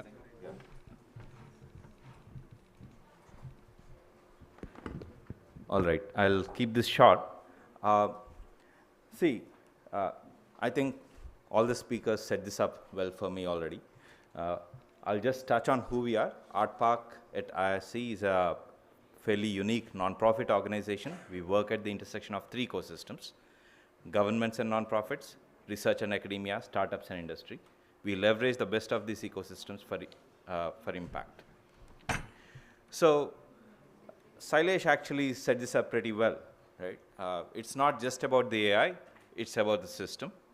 The system's product view is often missing, right? The solutions we build needs to integrate well with that system to actually deliver impact. And the products you build might actually contain the AI that has to integrate well with the system. Usually, if you're talking about underserved communities and the kind of systems that actually serve them, what we see is this is not as simple as your Jio or an Amazon or a Flipkart, this thing. How many times have you had a recommender engine give you a book recommendation that when you tried to order, told you that it wasn't in stock? Probably doesn't happen, right? So that's just an example of the many gaps that have to be filled from policies and validations, right? To do validations of healthcare AI, you need high quality, highly annotated data sets. ABDM will do a wonderful job of creating certain structures, standardization, but it will not ensure completeness and accuracy.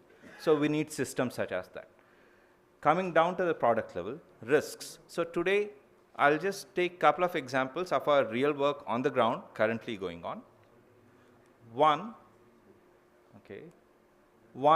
there's an AI One Health and Climate platform, probably largest of its kind in implementation, that's deployed across Maharashtra and Karnataka. We kind of asked the question, we did all wonderful things during COVID, right? We did wastewater surveillance, genomic surveillance, scenario planning, capacity analysis. How do we really embed that into the systems? Because whether you say One Health, whether you say pandemic prevention, whether you say disaster management, broadly the sort of tools and systems required are same. But how do you actually implement them? Because it's not plug and play products. So we created this thing called Data Science Innovation Hub with support from the PSA's office and the Rockefeller Foundation. And we built today, if you come to our booth, P9 between Google and Microsoft's booths, please check us out. You will see this in action, down to ward level, dengue predictions. Why dengue? It is a climate sensitive, infectious, endemic disease that the systems have to deal with every day, and hence, you are able to build muscle by building this system. Right. So in the way we do that is we work with many stakeholders, many data types, and many researchers and innovators. And these are just some of the institutions collaborating with us, right? And this is live, being used down to the ASHA level workers in these geographies. And this is possible because we take a very holistic approach to not just look at the AI, but many other things that need to happen. This was work done in roughly 8 months' time, right? Another example with Arman, it's an amazing nonprofit organization, manages mHealth programs for the country. In the LLM storm, we asked, how do we really bring that power to the frontline health workers? Right. Again, a couple of things I'll call out. It's not about the LLM, it's about the use case. Often we jump to decision support. There are many risks there due to which we said that's not what we are going to start with. We're going to start with lower risk, but still high impact use cases. We don't have the time to go into nuances here, but some things, for example, just the language itself, right? You see here typos in Telugu written in English, typos in Telugu, typos in English, and typos in English written in Telugu, right? And audio and text queries are separate, messages are split. So you have to think deeply. So there are 1,000 things outside of AI that actually impacts what AI you build and what use cases you're actually going to launch, right? So I thought I'll just bring out some of these elements. And of course, we are borrowing from the DPI, Digital Public Infrastructure playbook, as we build these assets and work with the ecosystem. With that, thank you. Thank you so much, Raghu.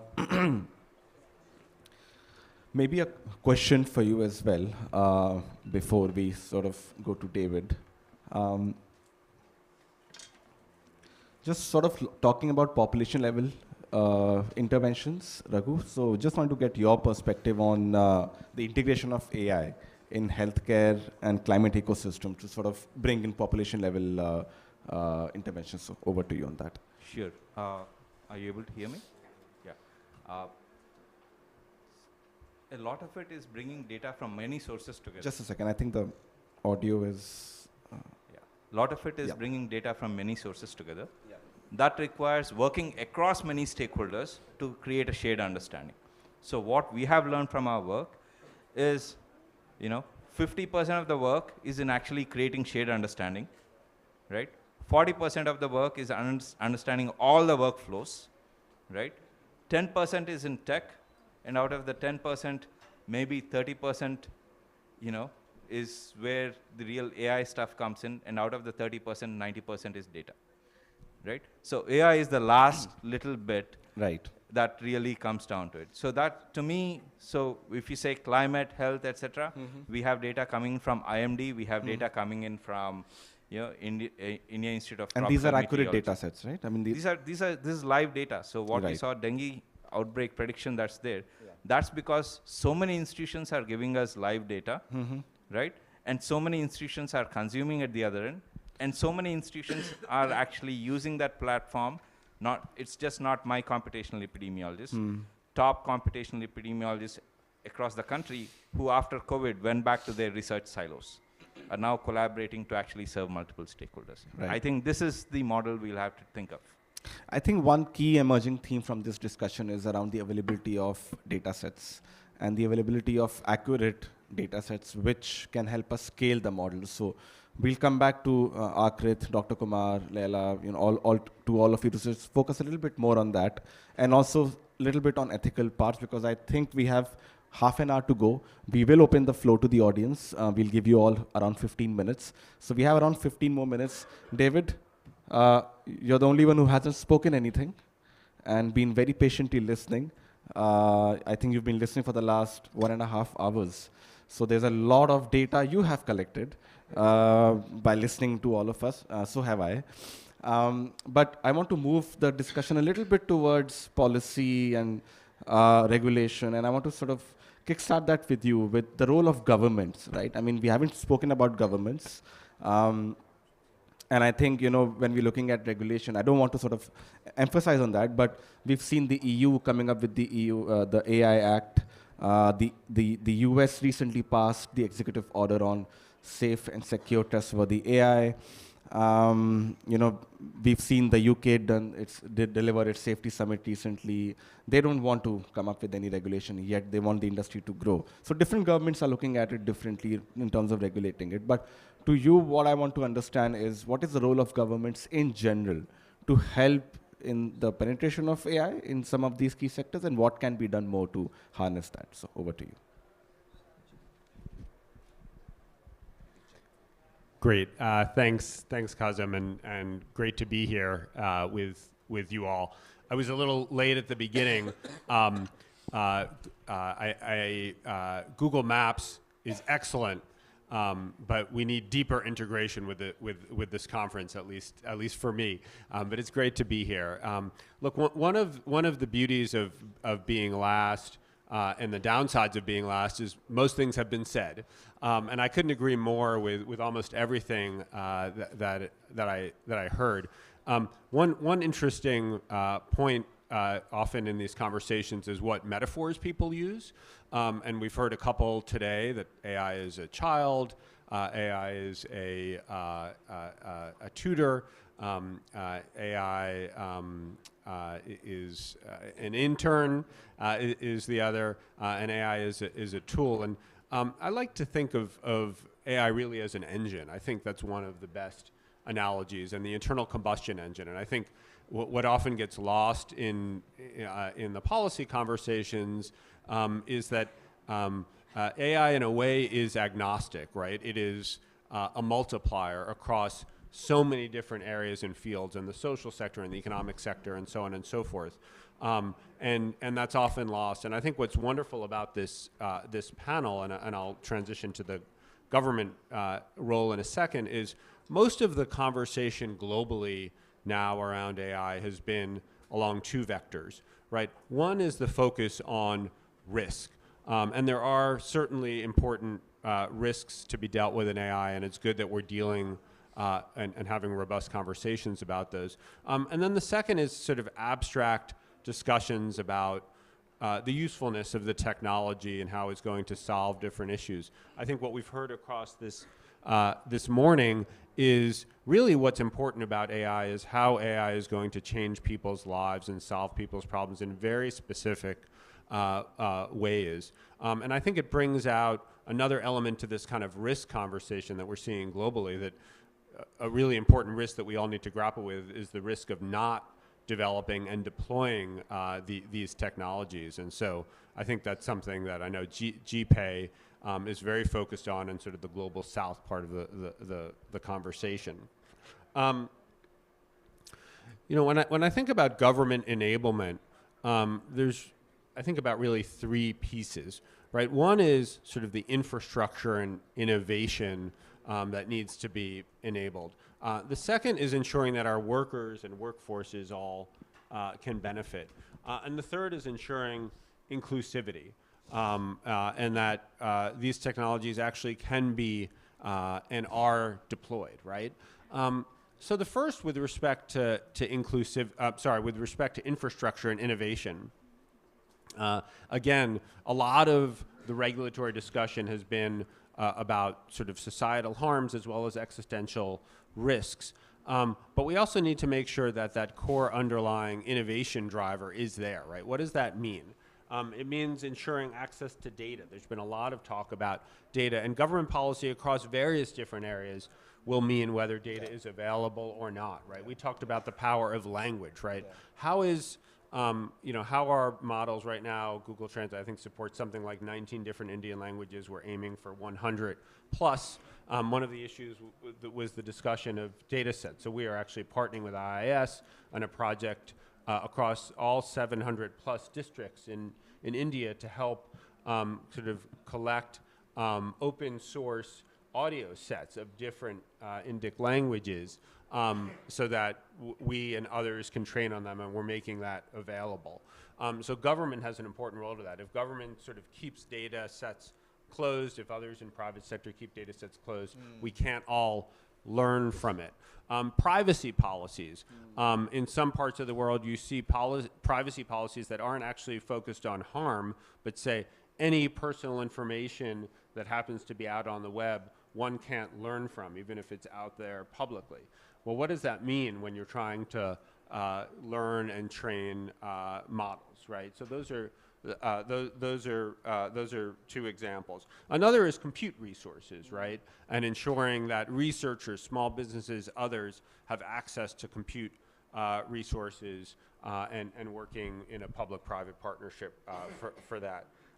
The second, and finally, just with respect to data access, and it's hard to remember because it's been a long morning, but our very first speaker talked about the incredible promise of AI in medicine and talked about AlphaFold, which was this amazing development by Google DeepMind research project over several years. I'm sure many of you are familiar with it, which focused on the exact problem that Madam Rai was talking about, which is the folding of proteins, right? And you can look at an amino acid sequence, but it can be infinite number of folds. And up to now, it would take a PhD, something like their dissertation, to figure out the fold of one protein. Through advanced data sets and advanced AI models, right, Google DeepMind was able to correctly map and predict the structure of pretty much all proteins, 200 million proteins. And these are being used by more than 1 million biologists around the world to help develop cancer treatments, malaria vaccines, many other amazing scientific breakthroughs. Why was DeepMind able to do that? One reason was when the human genome was sequenced. We had other sequencing projects. Those data sets were made publicly available, so people could learn from them. Imagine if they weren't, right? So policy is super important there. Second broad category is worker training, right? And this plays differently in different parts of the world, but certainly making sure that workers are able to take advantage of of AI, making sure that students have the right training. And I will acknowledge something up front. We have a lot of unknowns here. I don't think anyone has a very good idea 10 years from now what exactly are going to be the right skills in the workforce given the way that AI is going to augment. We have some idea, so we need to understand that more, and we need to work on training issues.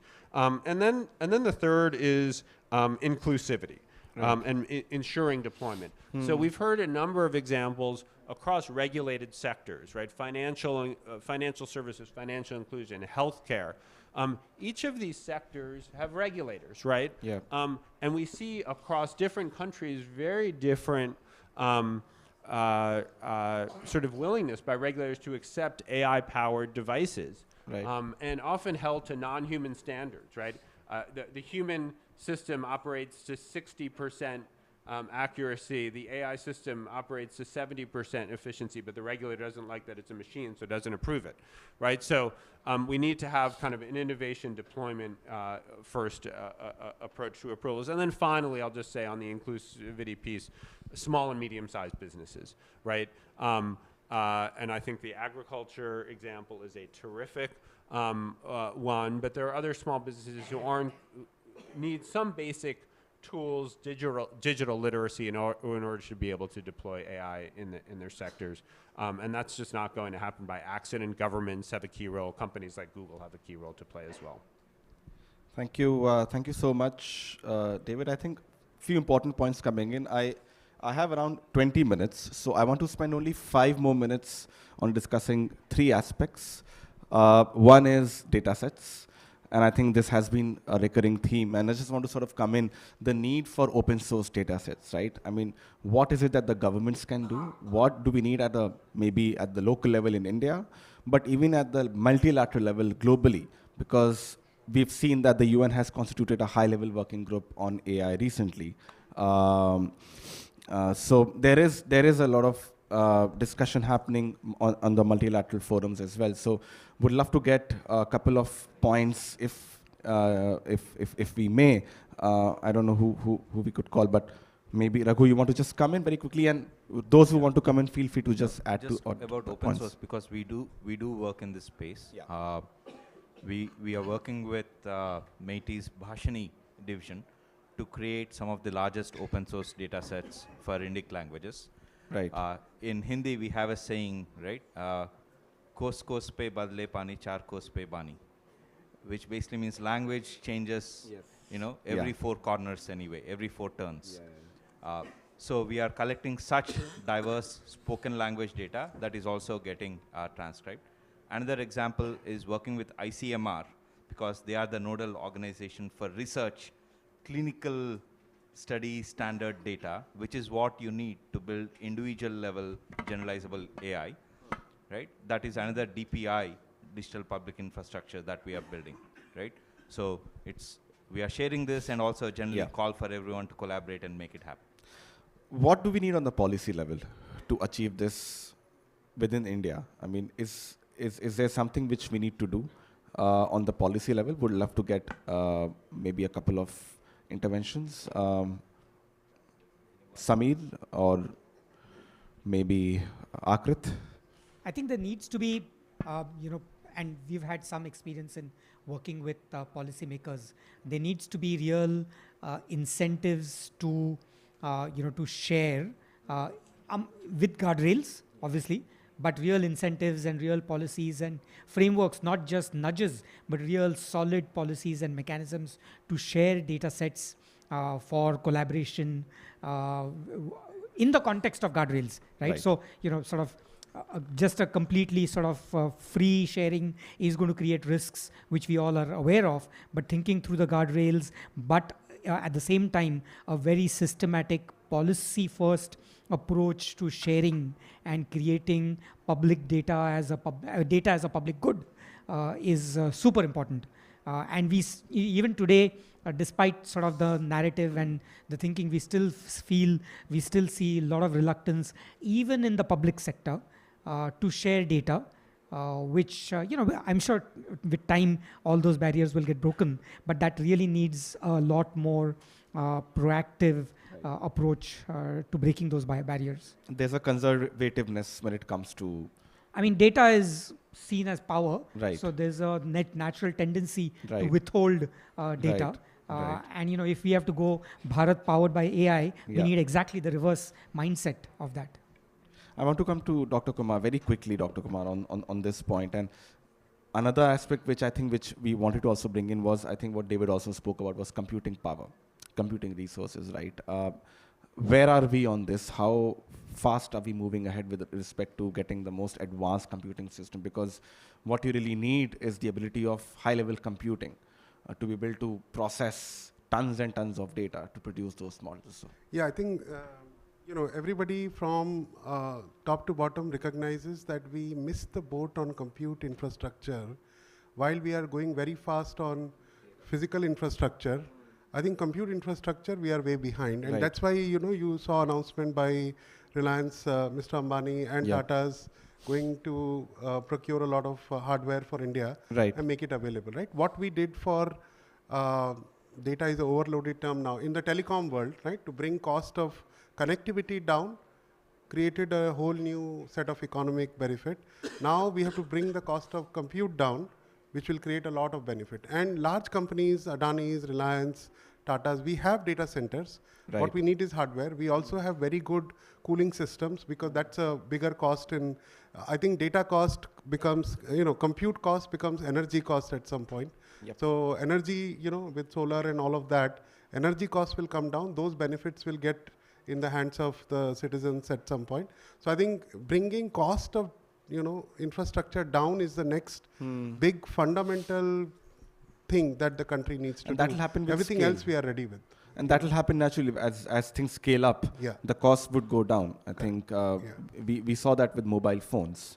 So hopefully, we can replicate that when it comes to. It's a supply problem right now, right? Everybody wants the greatest and latest. So, quantum is still 5 years ahead. So how do we make the most of the GPUs in the next 5 years till quantum comes? So I think we are slightly behind on that, thanks to ChatGPT, which suddenly raised the bar on how much data and compute you need for every little query. Yeah.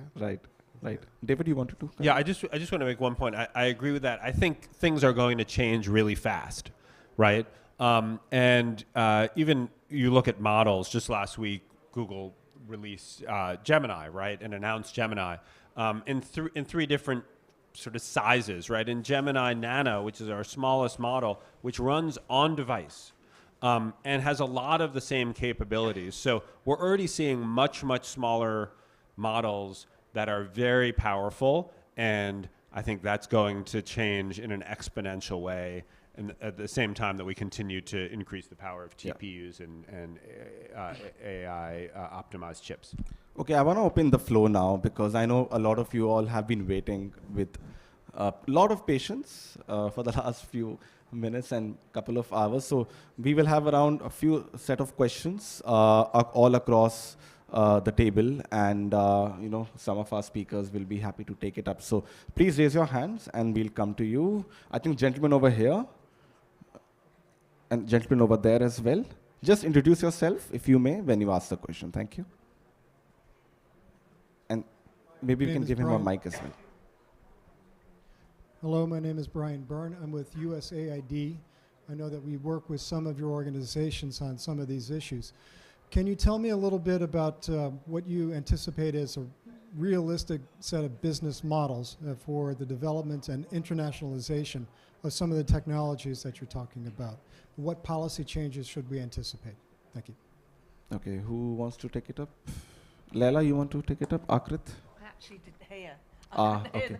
Maybe the next question. Maybe I'm Akrit happy to can take answer that. I think the question is, as you think about these models, what are the realistic business models that will emerge out of these technologies? I think, if you look at some of the existing companies who've been building foundational models, whether it's OpenAI or whether it is Google or Microsoft, I think fundamentally they're going to follow a similar model than that typical infrastructure companies have, which is along the lines of compute, where basically you pay per consumption to some degree. It's basically, at least we define it as API hits or API calls, right? So the amount you consume, amount of times your calling the model for various different purposes, you're basically paying as you go. So we think it'll follow similar to what a typical technology infrastructure business looks like. I think the second part of your question was whether the policy will influence the business model. I would like to think no. I don't think policy will influence the way these companies potentially charge. I think they will let the free market dictate the pricing. However, of course, where policy will play a very active role is in ensuring security, safety, and responsible AI. So I think they'll ensure that there is enough guardrails and regulations for these companies to do that, but likely they'll let the business models decided by whatever the market wants to pay. Okay, yeah, gentleman over there, please. Yeah, so my name is Anandan. This question it could be for Sailesh or Akrit or Raghu or Samir, mostly for the ones who are thinking about things in India. A lot of the development in the commercial sector, in computer science, and now in AI, in India have been developed on global platforms that were developed by companies like Google and Microsoft and AWS, be it hardware or software, operating systems, cloud. Now, going forward, I'm sure that will continue, and I think that's not a bad thing. However, there's a sense intuitively there is something that's not getting covered, which would have to be much more of an Indian native effort. I'm just wondering, in your thinking, what is that? That's something that India needs to invest in, either as a national effort or as a more private sector effort. I mean, it's a very broad question, but what is something that India has to do in order to achieve its goals for leveraging these technologies? So I'll probably answer it partly. So, the compute layer is a very important layer. We have never been a compute hub of the world. We've been importing technology on compute side. So I think that is one area that the government has already started putting a lot of resources. We want to be a large manufacturing of chips, and fabs are coming, and then slowly the next layer compute will come. And Make in India and all those initiatives are going to make sure that Make in India, not only aircrafts, but also chips for aircrafts, right, should happen here. So I think that is one area that we are going to do a lot of work. Upskilling, we are doing a lot of work. I mean, there are a lot of institutes opening up, a lot of programs are running. So on the talent side and on the compute side, these are the two big areas where I think if we do, the rest of it is common, right? Whether you build a face model in one data set or the other, it doesn't matter. But these two areas, I think we need to brush up. And then discovery of use cases and production and consumption of AI, and bringing those two people together, the marketplace kind of infrastructure will really help accelerate the economy in those senses. I feel really tempted to answer this question because actually I think about that a lot, like literally every day. And the part I think about is not what we need. The part I think about is a little bit earlier in your question, which is what is that missing piece? So one of the things as we think about these problems and building models, I often just sometimes wake up and think that we use all the models that are out there right now, which are none of them are built in India. We use GPT-4, 3, Falcon, Llama, Bard, Gemini now, right? And they're doing a fairly good job. So the part I think about a little bit is, and I don't have that answer from even myself, is that, is there something really missing? Maybe the language models or rather the data sets for the 13, 14 language are, but is that again something we will build? Because exactly what you mentioned, right? Historically, there's precedent has not been there. Whether it has been compute or infrastructure or any core technology, we've been good importers and we've done a great job at building very good applications on top. So a debate that I would love to have at some point, and we have this at Haptic and even Geo a lot very often, is that should we instead really focus on building great applications and be really headstrong and do a great job in healthcare financial services? Or is there something missing for which we will need to also build models? And that's something I don't have the answer to. I just want to add one thing, because I'll take an example from medicine, right? Yeah. X-rays for TB have been around for a while, but they're not still widely deployed. There have been large studies done, but still not widely deployed, right? So I think for us to use, and one of the big reasons for that is we do not have good validation mechanisms. AI models are such that you cannot validate it in one place or one point of time and use it forever, right? Yeah. So India needs to build its own. So if you take X-rays that are mostly somewhere else, for example, women in India wear necklaces with safety pins on them, right? So if you're, and all your models that do not have Indian data are going to fail on it.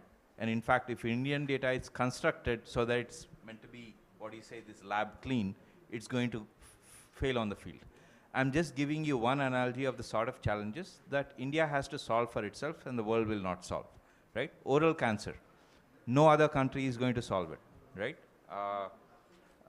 The sort of mixed language typos that I talked about, no other country is going to solve, right? So there's a bunch of stuff like this we have to do ourselves. I'm afraid we are running really behind time, so maybe one or two more questions. Two more questions, that's all we can do. The lady over there and the gentleman over here. Yeah, we can go to the lady over there. Thank you so much. My name is Jamila. I'm from The Dialogue. Thank you to all the panelists for all the insightful comments that you made on the topic. My question sort of is open to the entire panel. And it basically, I would want to know from the panel that when we talk about from the regulation or the policy perspective, I'd want to know from the panelists, as David mentioned, that AI is agnostic, right? But when we do talk about the integration of AI in priority sectors, from a regulation perspective, say the challenges in healthcare might not be similar to the challenges in finance. So do you feel that there is need for certain sectoral guidelines for better integration of AI? And of course, I can also sort of go on the challenges that different sectors face, but I guess the panel is pretty aware of all of them. So I'd want to open this question to the entire panel. Is there need for better sectoral guidelines in the application of AI in key priority sectors? Narayan, you want to take that up? Maybe Leila, would love to get your perspective as well after Narayan. Yeah. I'll make it really brief. I think the one thing I'd say is that half a minute, sorry. Yeah. I think clearly there's a expertise asymmetry in terms of policymakers versus those who are in the industry. So one of the things which has worked in some parts of the world is like a regulatory sandbox, for example, where there's an opportunity to test things and to understand, and this may link to the earlier question about business models as well. It's not for it's for the market to decide the business model, but it is for the regulatory and policy environment to give an enabling environment for that to happen. And things like sandboxes may be one mechanism. I think it's a fair point. If you look in the UK, what they've released in the white paper is to leave a lot of the AI regulation to sector regulators. And I think over the next 6 months, we're going to find out whether that approach is tenable and whether it can actually work. Or whether you need a horizontal AI regulator setting some common rules across the sector as well, as the EU has moved in that direction. So I think it's an open question. But I think the underlying point I'd make is upskilling through greater visibility of what these people are doing in the entrepreneurial sector is important for regulators. Yeah. Leila, half a minute. The biggest problem is that data is money. So you've got to be at a stage where you can regulise and put in rules about how you're going to use the AI and what you're going to teach it. And then once you've got data, what are you going to do and who's got access to that data? Does that data invade anybody else's privacy? And that's a big issue. It's a big issue in the UK right now because one company, an American company, is now going to basically build the UK platform for medical, for the NHS records. There is uproar about it because once you start giving control to one company, it's a big issue. And there's no reason, really, why we can't get platforms to talk to one another and communicate information, and why we can't create data without having someone's identity. The other thing, just going back to medical data, is that when you're looking at health, the data, for example, that I might get from patients in Africa could be completely different to what I'm getting in the UK. So the data analysis itself is very important because the bodies are built differently. So again, that's another issue that we have to look at regulating. Thank you so much, Laila. And I'm afraid I'll have to end the panel here, but thank you so much to all the speakers. Over to Ananta.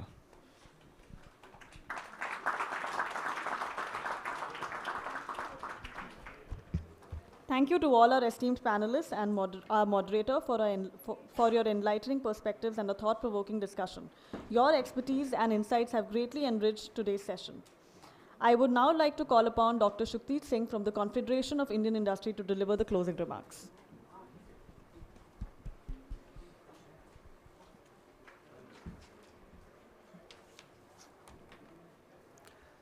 Very good morning, dignitaries on stage.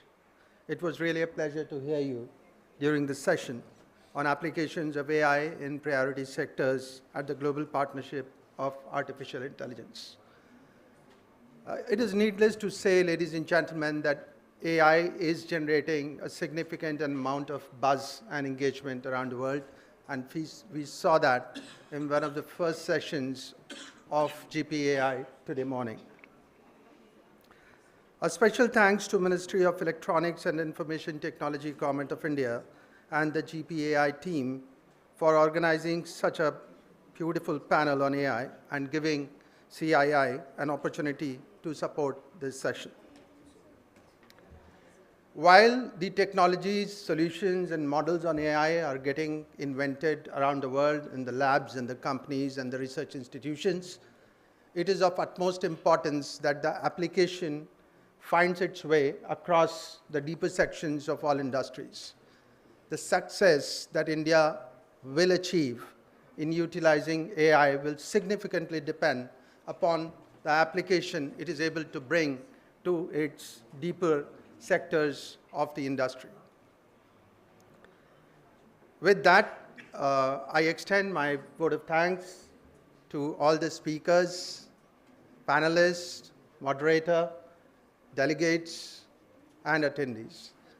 Thank you so much, ladies and gentlemen, for joining in, and I wish you all a good day ahead. Thank you.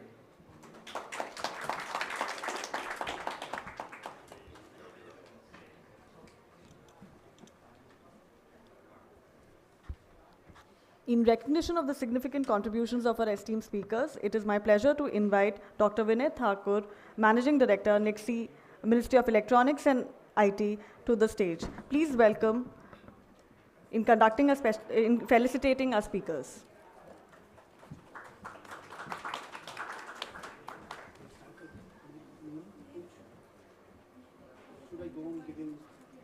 Yes, sir.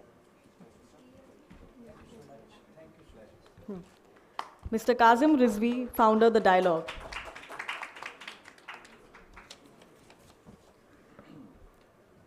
Mr. David Weller, Senior Director, Emerging Technologies, Competitiveness and Sustainable Policy, Google.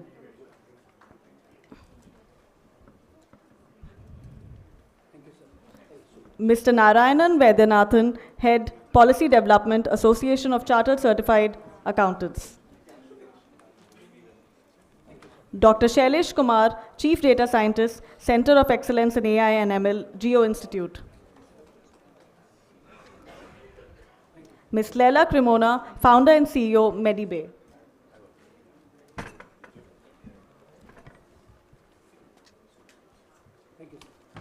Mr. Akrit Vesh, CEO, Haptic AI.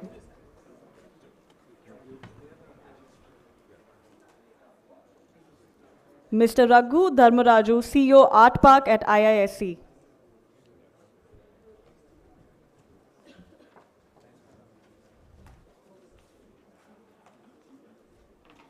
Mr. Sameer Shah, Executive and Vice Chair, Dwara Holdings.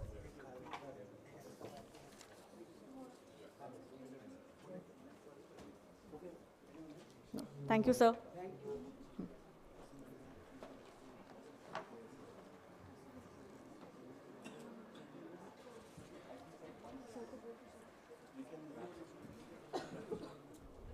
Dr. Vinay Thakur, could you please stay back? Could you also felicitate Mr. Shukdeep Singh from CII? Thank you, sir.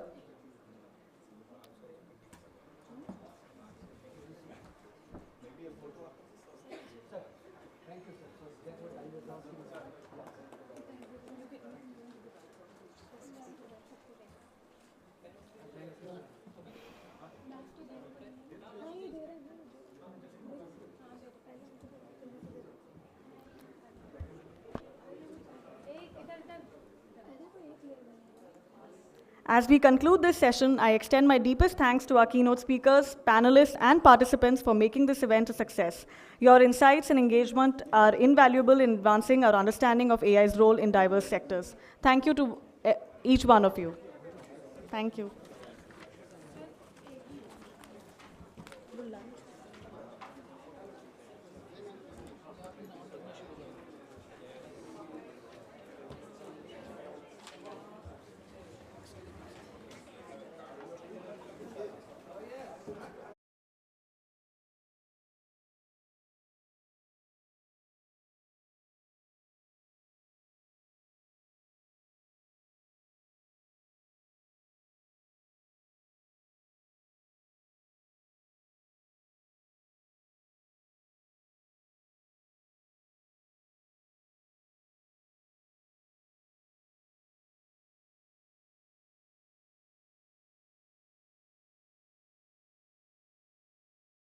uh, at level 2 Summit Hall.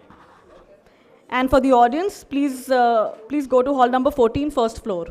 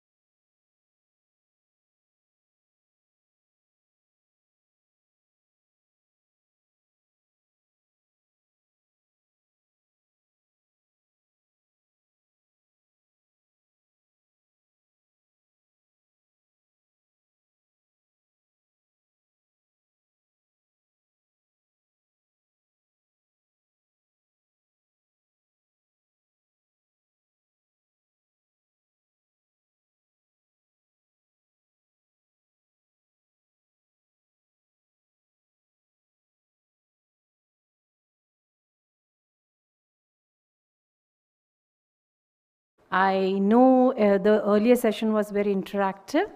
Welcome all of you to this session on the collaborative AI for global partnership and global cooperation for equitable AI. We have a very eminent panelist on this session, and I really look forward for insightful discussions and deliberations on how to collaboratively align and harmonize our efforts towards building a robust and an equitable future for AI innovation. This session is very important from the perspective that, as you all know, that India has going to take over the lead position of GPI. And as a GPI, this is one of the priority areas for the coming year. So the esteemed panelists are coming from a background which is very wide, and they have a lot of experience, and we would like to have a deliberation so that we can have a robust and equitable future for AI innovation. So with this, let me take an opportunity to invite my esteemed panelists. I would like to invite Ms. Anna McKenzie, Vice President Global Affairs of OpenAI. She's delivering the keynote address and has 15 years of experience in the global policy across the US government and leading private sector companies. In fact, in her previous era, she had worked as a special policy advisor to the Vice President Biden, and prior to that, she was a senior policy advisor to the United Nations. Mr. Vilas Dhar, he's the president and trustee, Patrick J. McGurn Foundation. He's a prominent technologist, scholar from the civil society advocate. He serves as an expert to the Global Partnership on AI and as a member in the OECD Expert Working Group on AI Futures, World Economic Forum, and he's an advisory council at the Stanford Institute for Human-Centered AI.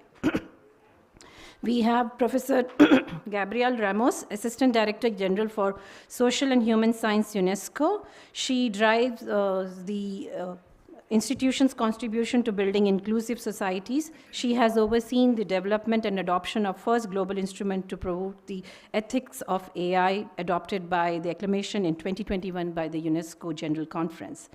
Dr. John Ashley, Director, NVIDIA AI Technology, he brings towards, he's a lead, the social architecture for a function of our global mission forced by NVIDIA.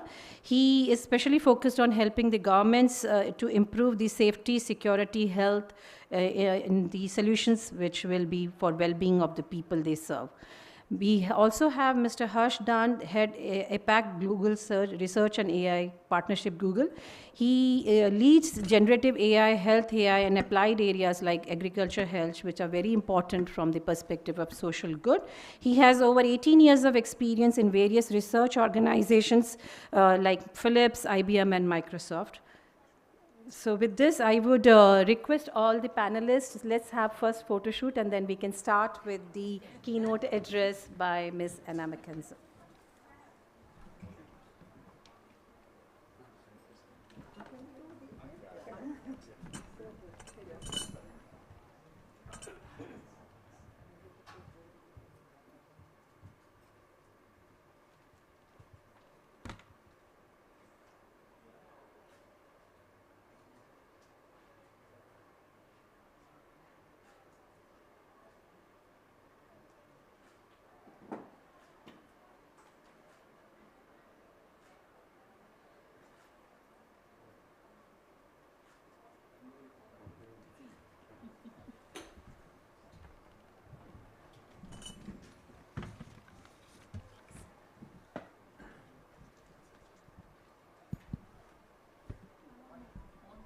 Can I now request Ms. McKenzie to give her keynote address, please?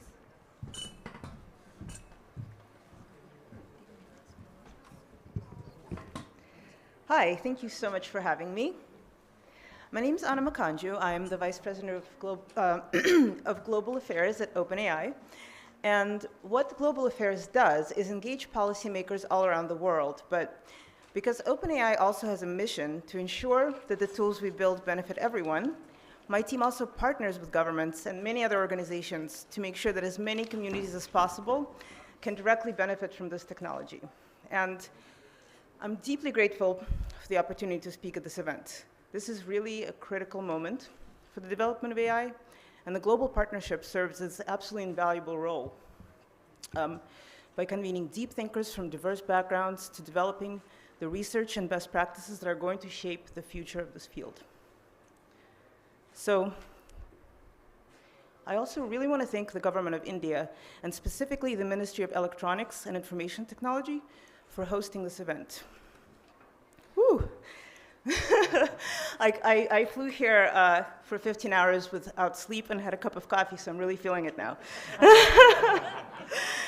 So India's been leading many of the important conversations around AI on society, so I really genuinely believe this is a critical place to have this conversation and to host this summit. And on this trip, in addition to what we're doing here, I'm spending time with young entrepreneurs and civil society leaders who are clearly going to be the foundation of India's future in AI. And as other countries work to create the educational building blocks to ensure that their workforces will succeed in AI, they should look to India, which has been successful for so long at developing top-tier technology talent. One of the best parts of my work at OpenAI has been the chance to get to know this country. Actually, my first trip to India was with my CEO, Sam Altman, during the world tour that we did in May of this year, where I think we visited 25 cities in about 33 days. So a lot of the stops were a few hours, but our stop in India was actually the longest stop of this trip, and I'm delighted that I now have a chance to be back here again. And I would just say that our visit here resulted in real concrete changes to how we do our work. Perhaps most importantly, it led to a focus on reducing costs associated with our tools. And this is a change that we think actually is going to have really important benefits for the ability of people all over the world, including India, to have access and benefit from this technology. So a lot of you are probably already familiar with some things about OpenAI, but I'm going to try to tell you a little bit more about our company here, which was founded in 2015 on the belief that safe and beneficial AI offers tremendous possibilities for humanity. And our goal remains that artificial general intelligence, or AGI, benefit everyone. So we know this is an ambitious goal, and so what does it mean? Our charter actually lays out 4 principles to anchor this work. First, we commit to working towards the broad distribution of the benefits of AGI. Second, we commit to maximizing the long-term safety of AI systems. Third, we commit to cooperating with other research and policy institutions. And fourth, we strive to be on the cutting edge of AI capabilities, serving as a technical leader in this space. So you probably know it's been a turbulent month at OpenAI, but no matter what has happened, what I'm talking about now is the part of OpenAI's DNA that does not change. We're focused on our mission, and in the wake of the events of the last month, we're even more focused on advancing AI safety and building AI capacity to benefit the world. So of course, these commitments would be empty words if we didn't back them up with action. So what does action look like at OpenAI? In our day-to-day work, we study, build, and deploy AI. We've built tools like Whisper, a state-of-the-art open-source speech recognition tool. And you may be familiar with ChatGPT, a chatbot that uses AI to analyze and generate text, code, and images. And we just celebrated the very first anniversary of ChatGPT, but at the time of its release, we thought this would just be a low-key research preview. But a lot has changed in the course of those 12 months. And people have really experienced AI in a new way, not simply as a behind-the-scenes abstraction, but as a very real and tangible tool. So during this busy year at OpenAI, what have we learned? In launching ChatGPT, we learned a tremendous amount about AI's potential for transformative, positive change. And we've also learned about the risks it can create and what we can do to combat these risks. So I do want to talk to you first about what we learned about how AI can generate positive change.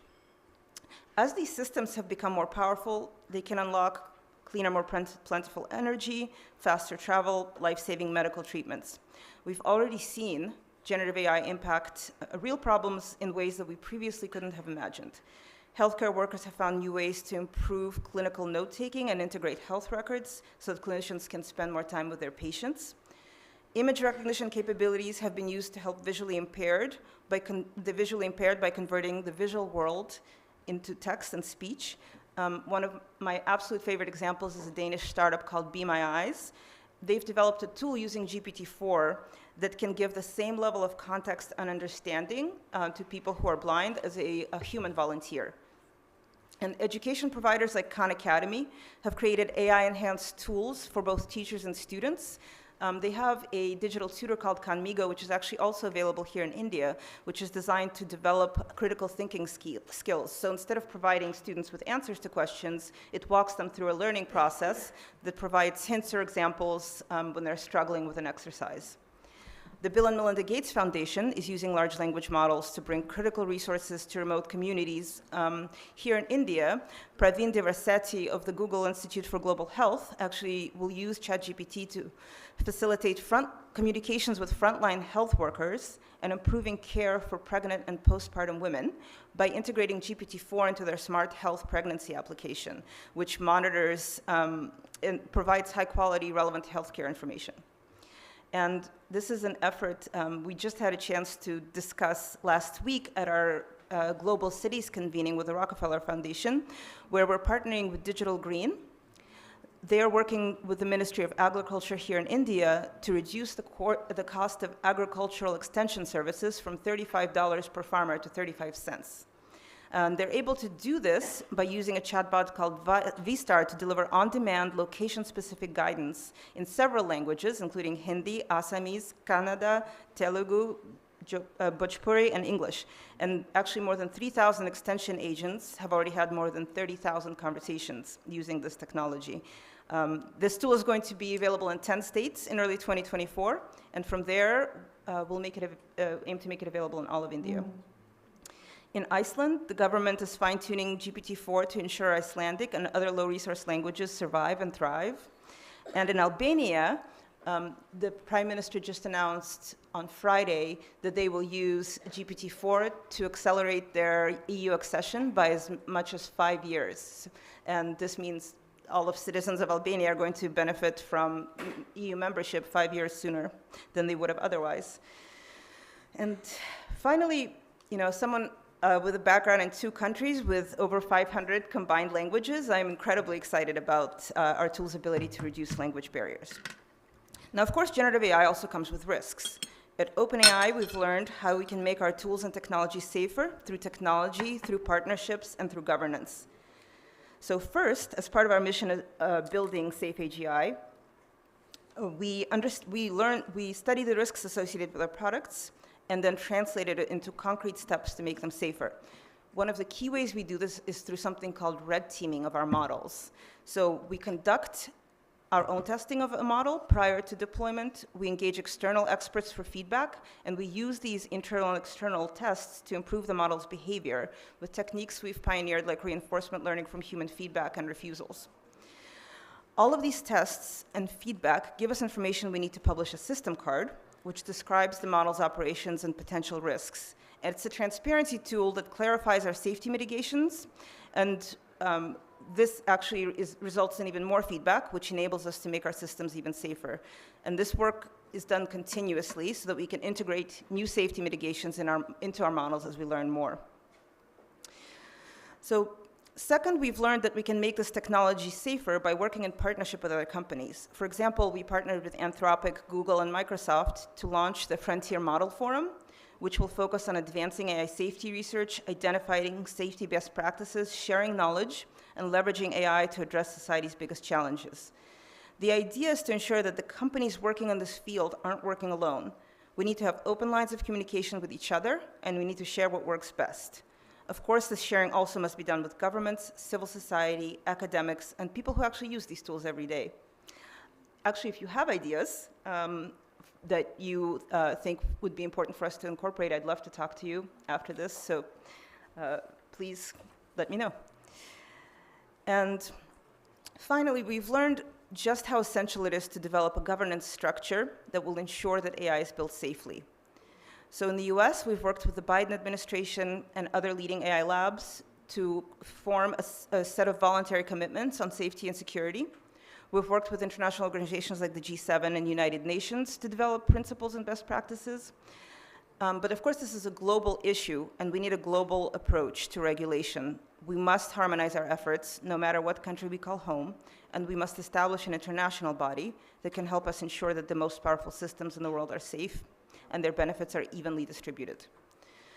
This is one of the reasons I'm delighted we're having this conversation here today.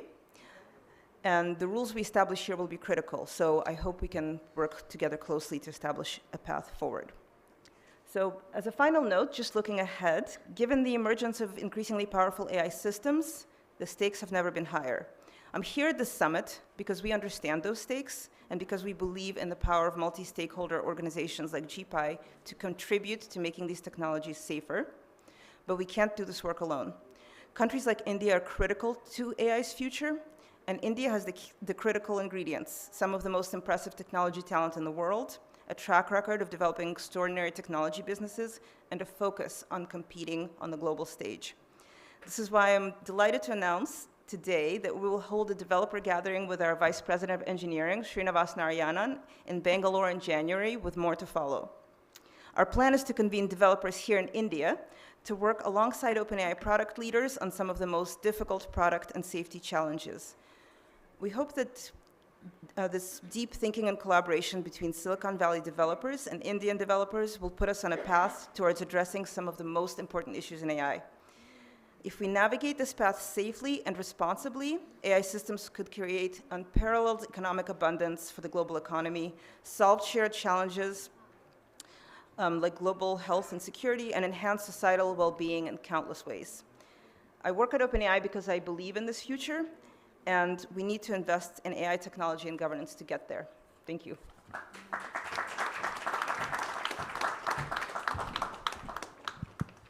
Thank you, hello, thank you for giving an insightful talk. In fact, you've rightly said that AI should be used for social good. It should also be used for the human capacity and for the innovation. So with this, I would like to ask Dr. John Ashley from the NVIDIA. Could you share your perspective from the industry like NVIDIA about the inclusivity of the AI ecosystem, and especially in terms of AI compute and data, and what are the challenges specific to the hardware advancement which you see that should be taken care of and require an attention of all? So, hello. All right, it seems like this microphone isn't going to work, so I'm just going to speak loudly. Oh, okay. Ah, there we go. Tech support. Gotta love it. Jokes to be made down. Go ahead. Yeah. So, I think it's a big question. I'll try and attack some of it at least, and then hopefully I won't dodge too much. First off, one of the things that NVIDIA has been focusing on for a long time is what we call and talk about as democratizing AI. We want to make the software, the hardware, the solutions, the systems available to as many people, to as broad an ecosystem as possible. So one of the things we've done historically is yes, we have a line of very high-end professional products, and for the biggest models, that's what you need to build them. But that same software runs all the way up and down the stack. And we spend a lot of time optimizing that software so that you can do more with less, right? Less energy, less time, less hardware. Just, I think 8 days ago, we published an update. A few months ago, we had launched some new product, and it was 4 times faster for inference on Llama 2, so community models in speech. 4 times faster is good, right? Faster response time. We just updated that, right? Software improvements, 6.2 times faster now, but also 1/8 the hardware. And so by looking at these optimization techniques, by attacking when OpenAI releases new stuff, can we work on making it more efficient? Can we make our processes and platforms more efficient? When we do that, we lower the barrier to entry to run it. The same thing with our partners at Google and Microsoft and around the world in research and government. Can we lower that barrier to entry? Can we make it, by improving the software, by improving the hardware, can we make it easier so you don't have to have as big a data center to attack the same kind of problems? With that said, obviously, some of the largest of these models are still hard to train. They require a lot of compute. They require vast amounts of data. Now that's working a little too well. And they require, frankly, a huge amount of talent across the board, from data curation, data governance, through to performance tuning, HPC systems operation, networking, AI, just the sort of foundational AI research. And that's before you even get to trying to get it to do something useful, right? You need policymakers, you need users, you need educators, you need that village at the front end to actually make this application useful and provide the feedback loop to have that all happen. So we're looking to build the tools, to find the partners to work and enable the ecosystem across that whole spectrum. I don't know, how much of your question did I manage to dodge? No, you answered the question. In fact, just wanted to understand how will you have the inclusiveness of the global south, and when you said that you're building huge compute which cater to the faster inferencing and all. So I think that's addressing the global south is a huge challenge. It's one that our global public sector team and our AI Nations team takes very seriously. If you look at the best sort of proxy for where compute is distributed, a pretty good one is the top 500 compute list, supercomputing list. And there's only 30-some countries on that list, which means there's 150-some countries that are not. Those countries are disproportionately in the global south. I think looking for ways, if we look at training the biggest models and making those sovereign models and making them respectful of local language, local culture, local norms, everything works great for me. I live in California. All the models are biased towards being California-centric. AI is great for me. It isn't maybe so relevant, or so great for other people. So as we're looking at the global south, there's going to have to be some clubbing together. There's going to have to be, a certain amount of reducing the barrier to entry so that it's easier for people to tune models, to adapt models, to do fine-tuning and prompt engineering and steering and all these techniques. I think there's also going to have to be some clubbing together.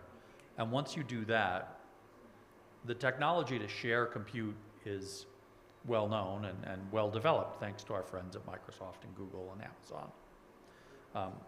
They've created an industry there, frankly. IBM, global time sharing back in the day, but I think it's taken to a new level. So we can share the compute. I think there are countries across the global south that have the education systems and the resources and the people to deliver the talent. The challenge then becomes data. And you can have the talent be remote from the compute, but you can't have the data remote from the compute.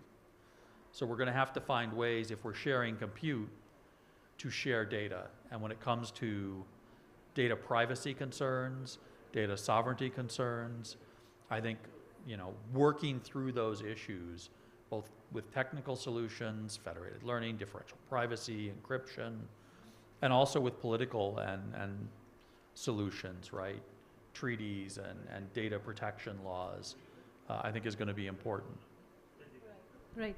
Now you since talked about the data, I would like to know from you, Mr. Dhan, about how do we bridge the gap between the leading AI economies and the global south with respect to the software and the algorithmic perspective, because data is a very huge and an important pillar when you talk about the models and all. Absolutely. No, and super happy to address that. Before I do that, I would like to acknowledge whatever Anna covered. For me, it was just reflective of, for example, what company like Google would do. So all the aspects around generative AI experiments, applications, red teaming, and basically making sure that this super powerful technology lands in the world in a responsible manner. I think that's front and center for companies like Google, Microsoft. So that's one acknowledgement. I think, and I'm very happy to say, so I lead, for example, the APAC initiative, and I'm making sure that we and our team have the data generated, collected, curated in the region, all across, like from India being an epicenter, all the way from Southeast Asia, to ensure not just that the data is equitable in terms of the quantity and the corpus from a regional languages perspective, from a nuance perspective across all domains. So whether it is agriculture, health, education, we are making sure that we collect the data from the region, which is trained, as he said, in the region. So we are ensuring that regional LLMs, not just for Google, but for everyone, for the ecosystem, for OpenAI, for startups to train, using that data is there. And our efforts are in terms of making sure that the data is open source, accessible to everyone. So that's the first layer. The second layer is making sure that some of the models themselves are also open source. So for example, Google was the first to give TensorFlow to the world. Or we have released Mural, which is an open source language model that is being used by a lot of academics and startups. So I would say these are the efforts that we are doing to ensure that the regional LLMs have an equitable presence, distribution, and applications. And then the last thing, I think partners beyond startups, the biggest impetus for us has been working with METI, with DIBD, is actually their vision to say that through initiatives like Bhashni, we have all applications from speech recognition to TTS and even downstream applications for let's say agriculture. So I think METI has this vision, and the great part is that they're now working with the industry like Google. They're also working with Microsoft, which is a happy system to be in, and making sure that these systems are available then for the startups to use. So I would say we have started the journey, but it is still a start, as Anna said. I think what generative AI will show us is something it's experimental. Sometimes, honestly, we also don't know what it will reveal, what's the power. So please bear with us when we sort of release the next versions of generative AI, but it can definitely be used for so many applications as a collaborative tool for humans. So I'll pause at that. Yeah. I agree, totally agree that we need to have the local data collected when we talk about creating the LLMs and creating a solution for the social good. But I think the multi-stakeholder organization like UNESCO plays a very important role here. Because when we have data, we also need to have the guardrails, because when you talk about the data, the cross-border data flow and all those aspects, and the best practices or the framework under which these data can be brought so that they can be trained on the compute for the social good. So what do you suggest on that, and how do you think the best practices or the steps which another multi-stakeholder organization like GPI should take, because we will be taking this work for next coming 1 year. So I would like you to do. Thank you, Kavitan, and great to be here in GPI in India and with this fantastic set of speakers. When you're sitting next to Google and OpenAI in front of India, it's difficult not to feel excited about AI. But I am UNESCO and I work with 193 countries, and I can tell you that the image is not as happy as it looks. Because the truth is that this capacity, this amazing transformative power of AI is still highly concentrated in few hands, few companies, few countries. There have been a 28-fold increase in investments in AI for the last decade. But this has accrued to the US, China, and some other parts of the world. So it's highly concentrated in terms of the development. In terms of the applications, yes, I agree with you. There are so many ways in which we can improve the workings of so many sectors. But I have to say that we really need to tackle the question of high concentration in terms of how these things are developed. Because at the end, this is what led to the high concentration at the top, leads to the discriminatory patterns that we see at the bottom. And it's not only about the question of the industrial model, it's the question of women not being represented in the data, for example, and the Global South not being represented in the data just by the mere fact that half of the world doesn't have access to a stable internet. So I think this question is not easy to solve. We really need to do a huge effort to bring these capacities to the developing world, and then to ensure that we have not only the possibility of the Global South to take advantage of the technologies, but to be able for them to develop their own systems. If you're a government in the Global South, you don't want to have a platform, a private platform running your health systems or your education system or your food and agriculture. It just doesn't work like that, because there are questions of security. So what we're doing at UNESCO, we, in 2021 member states, 193, and then the US came back to UNESCO, and they said that it was because of this work that they were coming back to UNESCO. We developed this recommendation on the ethics of artificial intelligence to exactly look at these issues. How do we ensure that we have a more inclusive way of developing and deploying these technologies?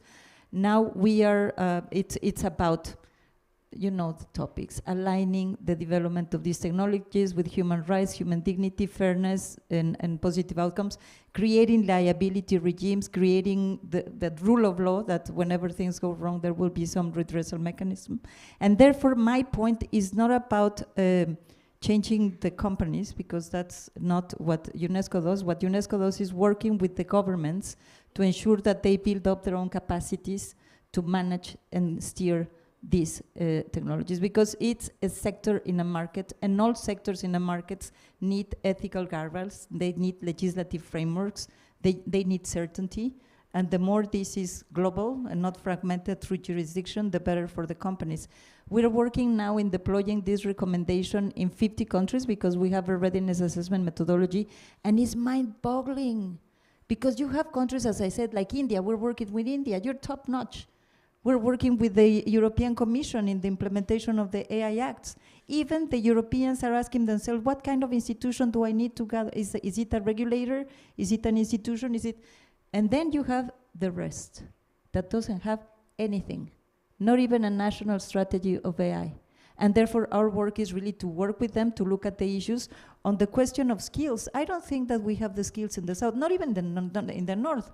Then you would not be able to explain why President Biden included attracting talent in his executive order, because the fact is that we need more investments also in skills, in infrastructure, in data, and therefore these are the kind of things that we are trying to do, at least for countries to be aware what are the issues, to invest in their own capacities as governments, to frame the discussions, and also to make sure that they are well represented in this technological ladder, which is so important. Thank you.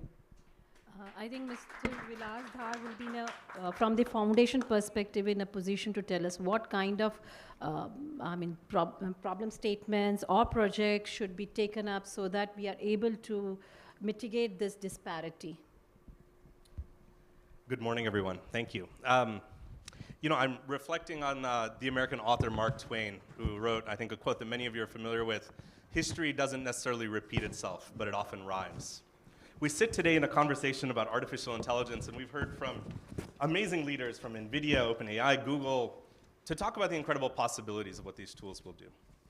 But I reflect on the fact that this is not a first conversation or a first time. We've struggled with a foundational question about what it means when you take a conversation about the possibility of technology and evaluate it through the lens of equity and justice. For 30 years or more, we've had amazing waves of new technologies. The advent of the internet, the advent of the personal computer, the advent of digital services, the advent of social media. And in each, we've sat and said almost exactly the same things that I think we're hearing in the public discourse today. That tech companies at the frontier of human innovation will provide products that solve all of our problems. But without fundamentally asking the question, what is it that we have to change about our societal framework to allow these technologies to be actually used in ways that solve the problems of the many rather than the few and the privileged? It's almost become a cliche in 6 months that what we should talk about when we think about democratizing AI is talent and data and compute. I'm guilty as well. I think a year ago we started using these words, or 5 years ago. We said this is actually what it changes. But we're realizing that those aren't the panacea. They're not the solution. Today I spoke with a young man who shared with me research happening at his university. that for smallholder farmers right here in India, one of the most critical threats to their economic sustenance as rice farmers is what happens when an elephant approaches their land and goes a little berserk and destroys their crops. This is a classic problem that I think those of us of Indian origin have known for a long time. The solution that's being developed at Amrita University is an AI-enabled set of tools that monitor for when an elephant might approach using LiDAR, using visual recognition, using bioacoustic monitoring, and then changes the deterrence mechanism. Elephants are quite smart, as it turns out. They know that when you flash lights at them, they'll walk away the first time, but then they become used to it and they realize there's no threat, they keep coming back. So using AI to develop new algorithms to create randomization in how these deterrence mechanisms work. It's an amazing little use case and an idea of how AI technologies can be used to solve a very specific and local problem. And yet I think I might ask, not just the companies represented here, but those 7 or 8 large companies that hold AI capacity, for which of them is solving a problem like this on their core strategic agenda? It's not an indictment of those companies by any means. It's not what they're built to do.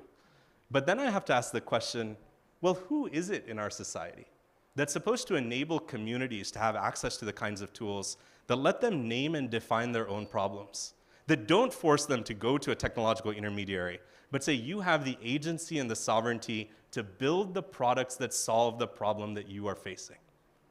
This is the core challenge we face around artificial intelligence. It's not merely about bringing compute from the global north to the global majority. It's not merely about making sure that we're working on skills development in the way that Gabriela spoke to so passionately, or that data needs to be local and proximate to the compute. There's something more fundamental here. It's a question about who owns the idea of what AI can mean for humanity. And we're stuck in a moment of an existential conversation. There are answers that are out there in public today. One, that those companies who have taken the first steps and become early entrants should own the practice of what AI looks like for the world. There's a question around governments, whether those of the global north or the global majority, whether it's public investment and funding. And I think at the core of it is a fundamental ethical question about what we're doing to enable communities to have ownership and agency. I run a philanthropic institution called the Patrick McGovern Foundation. We sit next to, in both literal and metaphorical forms, with our partners in the private sector, where we've invested with some of the companies represented here in building new funds for AI safety. But just as closely, we work with organizations at the front lines of vulnerability to address challenges like what climate change means, not merely at a global level, but what happens when your community is flooded and you can no longer send your fishing boats out because your local environment has been corrupted because of climate change. And how we build an AI-enabled solution that lets you predict how those effects might happen to you, that builds economic resilience and ensures that you have a pathway to respond. We work with institutions across the world that are thinking about the delivery of frontline healthcare into communities where digitization, the very first round of it, is just coming to young women in rural villages who are struggling with questions of maternal health and don't have a meaningful point of access to a healthcare system within 20 miles. And yet we're realizing that we can use population-level health data and predictive analytical modeling to actually understand why it is that we have clusters of low birth weight happening here in India and Rajasthan, and ensure that governments have the kind of information to intervene with nutritional supplements or other population-level health mechanisms. This work happens because we connect the dots, certainly. It happens because of the work of our partners who are willing to support and provide resources. But it happens primarily and most importantly because communities feel empowered to name the challenges they face, to work with technologists to say, how do we actually solve these? And to recognize that they have a path to implementation that doesn't take them into multilateral, multi-governmental policy conversations, but rather takes them to the point of impact. So this is the point I'll leave you with. I'm so excited for India's leadership of GPI over the next year. Because in many ways, I think the question that we face now is how do we take policy conversations and turn them into implementation conversations? How do we take conversations about the sometimes, tabloid headlines that are coming out of Silicon Valley and replace them with headlines that talk about the impact AI has on people's lives, on their welfare, on their economic opportunity, on their fundamental human dignity? That's what I hope we achieve over the next few days. Thank you. Like when you talked about the AI used for the social good, how OpenAI, they have an international collaboration, would suggest that the organizations can navigate through these different regulatory environment and cultural, and have these kind of solutions being built which are for social good. So we would like to hear from you on that. So I actually don't think we disagree on very much of what you said. As I mentioned, one of the things that my team is most focused on is how to engage organizations that are solving specific issues in communities, because we understand that they're the only ones that understand the specific challenges faced by a community, and that we want to deliver that solution in a way that actually takes those into consideration. I do think there is one fundamental difference about this technology, and this is part of the problem with the term AI, because it encompasses so many essentially unrelated types of technology. One thing about large language models is that, yes, there is an enormous amount of data that is required for the initial training of the LLM. But that data actually doesn't really determine the behavior of the LLM. Once a large language model is trained and it has some initial capability to recognize language or to generate code or all of the other capabilities that they currently have, we actually take a much, much smaller amount of data to steer the behavior of the model. And that is a really remarkable thing about them. They're actually incredibly steerable and incredibly customizable to a context, which is why, even though I completely understand the desire to sort of develop this from scratch locally, this is an incredibly expensive and cumbersome process that just may not actually be necessary, because you can take them and customize them so specifically to their context, which is why I really agree with Harsh on the incredible importance of these local data sets that can then be used to really customize models for a specific local context or use case. And I do think that this opens up an incredible number of possibilities without the need for as many of the resources as we all talk about that are incredibly expensive and difficult to acquire, and in some communities simply impossible to access. But still, leave all of these important, incredible possibilities, such as the work we're doing with Digital Green that actually addresses a very adjacent problem here for smallholder farms. Maybe. So I mean, +1 to what you said, and maybe not challenging you, Vilas, but we work, besides working with, let's say, the BMGF, with McGovern, GSZ, and the ecosystem, I think it's also, at least I believe in the DNA of a lot of our companies, to work for the AI for social good, as ma'am said, in terms of the health, agriculture, sustainability. So I would in fact invite you, so amongst like 100+ projects that we do for climate, sustainability, agriculture, we're just showing, let's say, a handful of them, but they just show that we are also putting in the effort for AI as well as generative AI to solve some of those problems for agriculture as well as for climate. So again, I think it's an ecosystem approach that we are adopting here. The best part about Gen AI is that it has shortened the cycle. So what researchers used to do in 6 years in terms of, ground truth and training the models, now they are able to achieve that same in 6 months, assuming that they have the right data sets in place. So I think we are at a very good point where we should be able to, along with academicians, ecosystem, able to solve a lot of these problems together.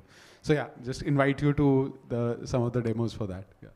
Yeah, let me respond. I believe so much that the companies represented on this stage are doing incredible work to advance human welfare. I think the work coming out of Google.org around climate recently has been an incredible leadership role. I think OpenAI's work in exactly what you described, including democratic processes. But I think the point I'm making is slightly different. As I said, it's not an indictment of what the private sector is doing, but rather a fundamental question about whether, as a matter of a social contract, we want to live in a world where the capacity to deliver these kinds of impacts are consistently intermediated by a small set of private sector companies. What is the alternative? It's the question that I ask this audience to envision. What are other mechanisms by which we might be able to deliver the idea of capacity, this triad of compute and data and talent, but also a new mechanism for an economic model of thinking about who owns AI? I think one of the interesting questions that's emerging today is, I think your point is very spot on, that these models are incredibly expensive to develop. And yet, we still are struggling, I think, around moral and pragmatic questions around open source AI models. we're struggling with understanding how we build low resource setting models, right? One of the classical challenges I think all of us care about deeply is how do we think about languages that sit outside of that kind of global 100? And how do we build models that approach them? There's one pathway of inevitability, I think, which is the work that you all are leading will actually give us some amazing new tools inside of these very large language models to think about orphaned or dead and dying languages. But I always ask the question, is that the single kind of bet that we want to make? Or do we have an opportunity to think about how public investment, about how public policy, about the work of multilateral institutions might create for us an additional and corollary toolkit to do this work? I think multi-level organizations play a very important role when talking about the language. We have started an initiative called Bhashini, where with the help of the public organizations, we build LLMs. Though they are very small, but they're catering to the many of the social good use cases. Like for instance, one of the important use case which we have successfully delivered using our LLM is about the common man, a person who is not able to converse in English, can, using this mechanism, can transfer money from his account to his parent who is living far away in the remote village. So that's the kind of social problems we have and we are trying to build using the LLMs. And I agree, it has to be more of a public-private partnership rather than building everything on your own. So I think... Yeah, but maybe one additional angle that I think is very important is that we always talk about inclusiveness in terms of getting into those core communities that are being left behind, which is very important, bringing in the languages that are not represented, and all of you are doing work on that domain. But I agree with Vilas in the issue of the economic model of how this AI is being developed.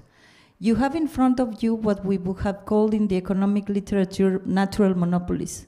Natural monopolies because they are the ones that created the innovation and then expanded the infrastructure, creating the elements, the new resources to develop it.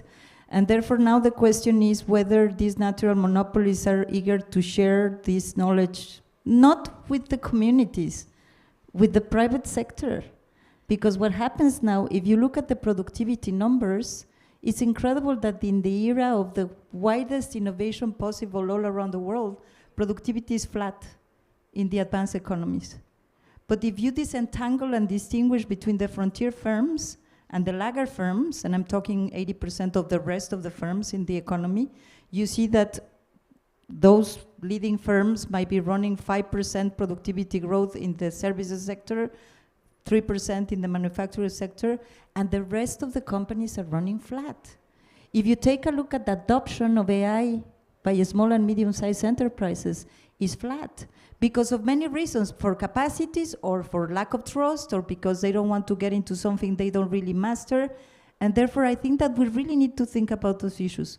In 2019, for the G20 presidency of Argentina, I produced a report looking at who were behind the developments of AI.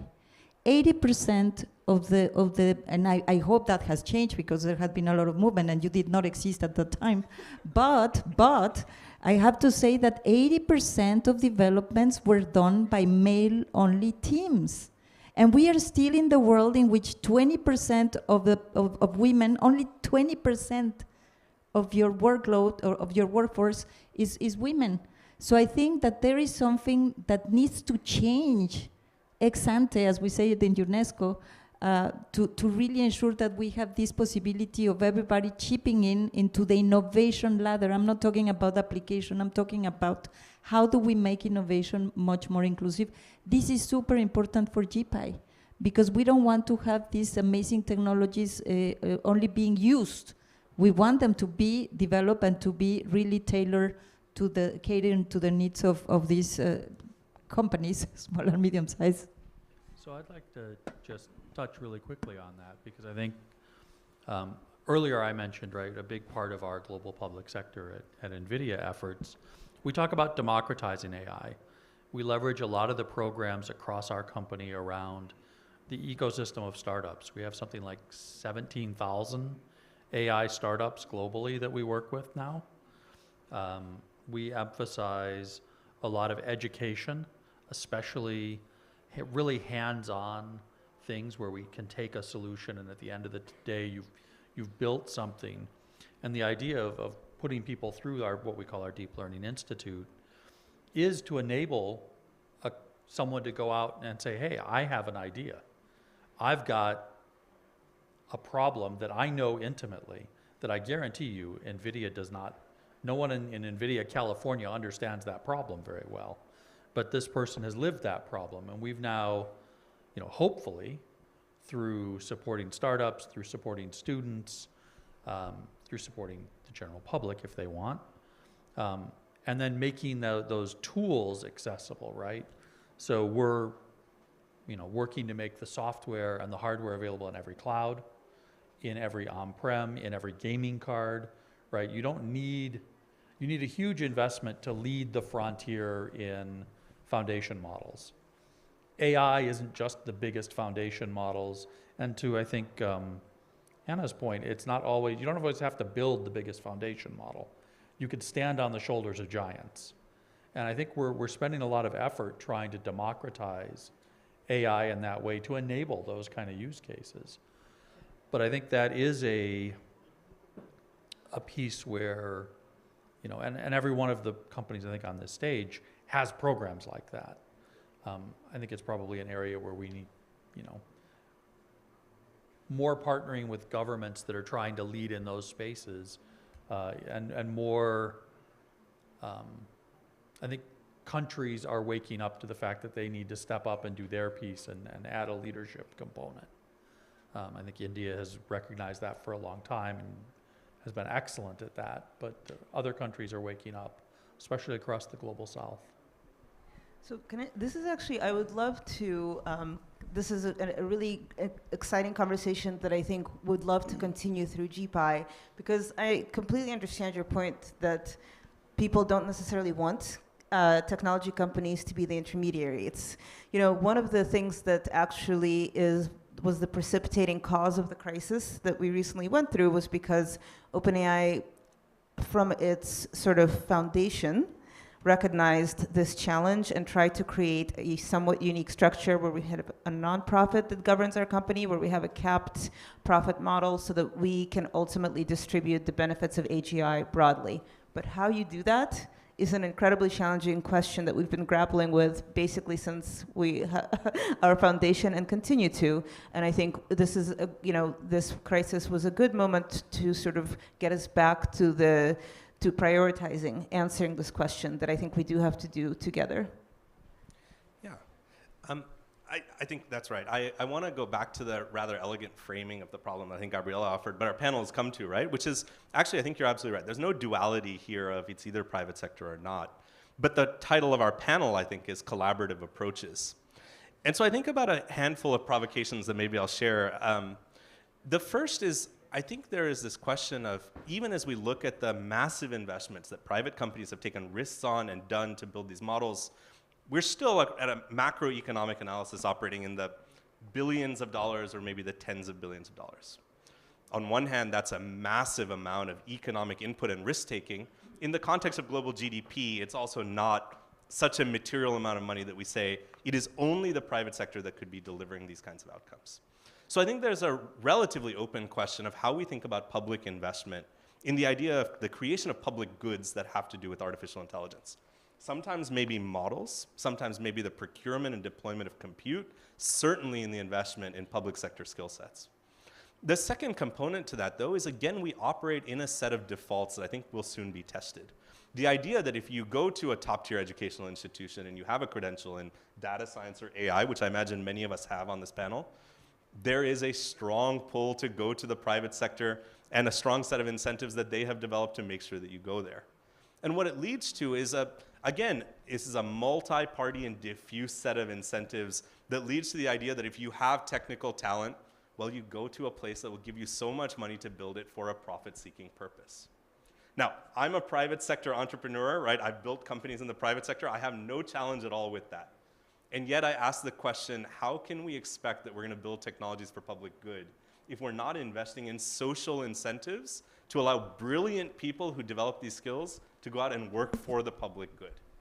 To me, that's not entirely an economic argument. It's an argument about policy. It's It's an argument about shared social values. It's an argument about how we create a public environment in which there is a heroism attached to becoming a data scientist or an AI-enabling individual who's out there and committing their lives to doing this as an act of service.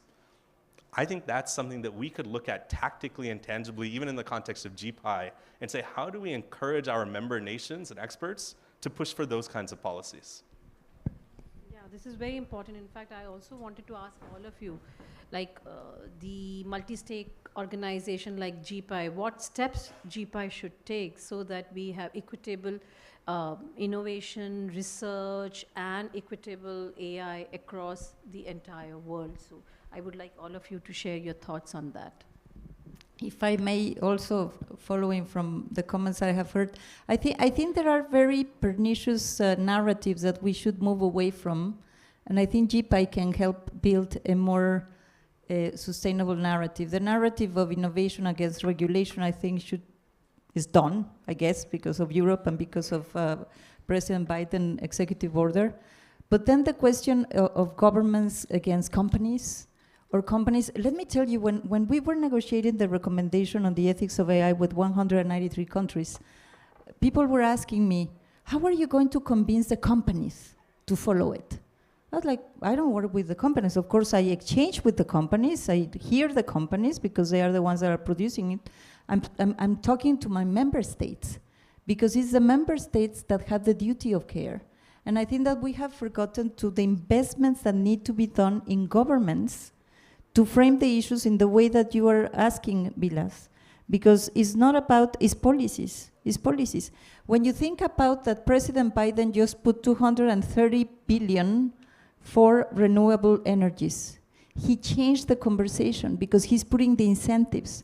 So it's not only the legislative or regulatory frameworks, it's the kind of economic incentives that you can create and that only the government can create because they are the owners of the legislative frameworks that can steer the course of these developments into more investments in good AI and controlling, of course, the downside risk, because also the liabilities and the rule of law is for the governments to really invest. So I feel there is this asymmetry of investments that need to be done in the government, and I would love GPI to look into these issues.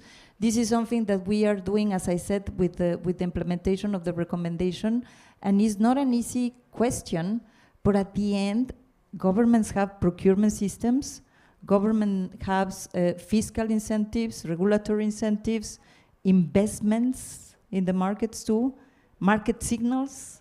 So all of these things should not be taken lightly. I think that we need to step up this game to ensure that we all deliver for what I've been hearing in this panel we are all aimed to do, but in a faster way, and a key player that are governments. And I can give a couple of examples from across the globe. Just answering Vilas's great points, I think investment in infra as well as getting pride in the fact that you're a data scientist, but you're working, for the AI, for the region and for the country. So Singapore, I work with them. They have institutes like AI Singapore, AISC. They have A-STAR, which has been a research institute for 2 decades over, as well as IMD and so on. So that's one example where there is a lot of pride in working for AI-related aspects. Similar is Germany. So for example, my brother runs a quantum physics startup. He's never needed to go to VCs and so on, because there's a lot of government grants which come because you are in Germany and you are running a deep tech startup. And I know India is doing that, but again, through GPI, can we have these best practices across countries for investment in infrastructure and data science research and application groups that are there? We are at an amazing stage, and answering, Gabriela, your question about productivity. So I think productivity in the last 2 decades has come in these big steps. When cloud came, when mobile came, and when today generative AI has come, I think the productivity jump that you'll see from startups. So these are all, like, whether it's ChatGPT, whether it's Bard or Gemini, these are all collaborative tools which will actually shorten the cycle of innovation from years to months and to days. So I think we are at a very good stage where these investments from the BMGF and from the government will actually spur that innovation. So that's my input. And what do you think, Professor Bahar? actually about the organizations like GPI. What should they do so that they can have an equitable innovation and AI? So I guess from my perspective, like looking at these discussions around how, the fundamental sources of the inequality are really, as was pointed out, right? There's this incentive. If I graduate with a good degree, I'm going to go somewhere that's going to pay me a lot of money to cover the debt I just incurred. Or, well, American education system. Other countries, maybe you have a more, enlightened system. But I do think that, we've heard a lot of different things about, we need to create some incentives. I think we need to understand that division, the AI haves and the AI have-nots, the longer we wait to start addressing that, the bigger that gap is going to become. And so it is probably more important to take action than it is to have the perfect plan and then begin to act on it. Because the bigger that gap gets, the larger it's going to become, and the pace is accelerating. As these generative AI, we've talked a lot in the context here about generative AI, but there's a lot of AI that isn't generative AI that's still really useful, that hasn't made the productivity contributions yet that it will make. But I think getting started, building things now, building collaborations now, right? Starting to understand that maybe we can't, countries can't do everything on their own, but they do need to have that sovereign capability that I think, Gabriela was talking about, where I don't want my healthcare system to depend on the operation of my healthcare system should not depend on another country necessarily. But certainly the development of the tools that my healthcare system uses, maybe that I can club together with some neighbors and we can build some stuff we can share. So I think, understanding what we can share, focusing on taking action sooner rather than later, and looking at that as we talk about it, right? The democratization of AI. How do we encourage a network of startups? How do we make sure that it's not just the computer scientists that understand how to build something? Maybe only the computer scientists with PhDs from Stanford are going to be moving the very top levels of models forward. But there's an awful lot of capability that we can deliver value to people in their day-to-day lives that, frankly, the tools are good now.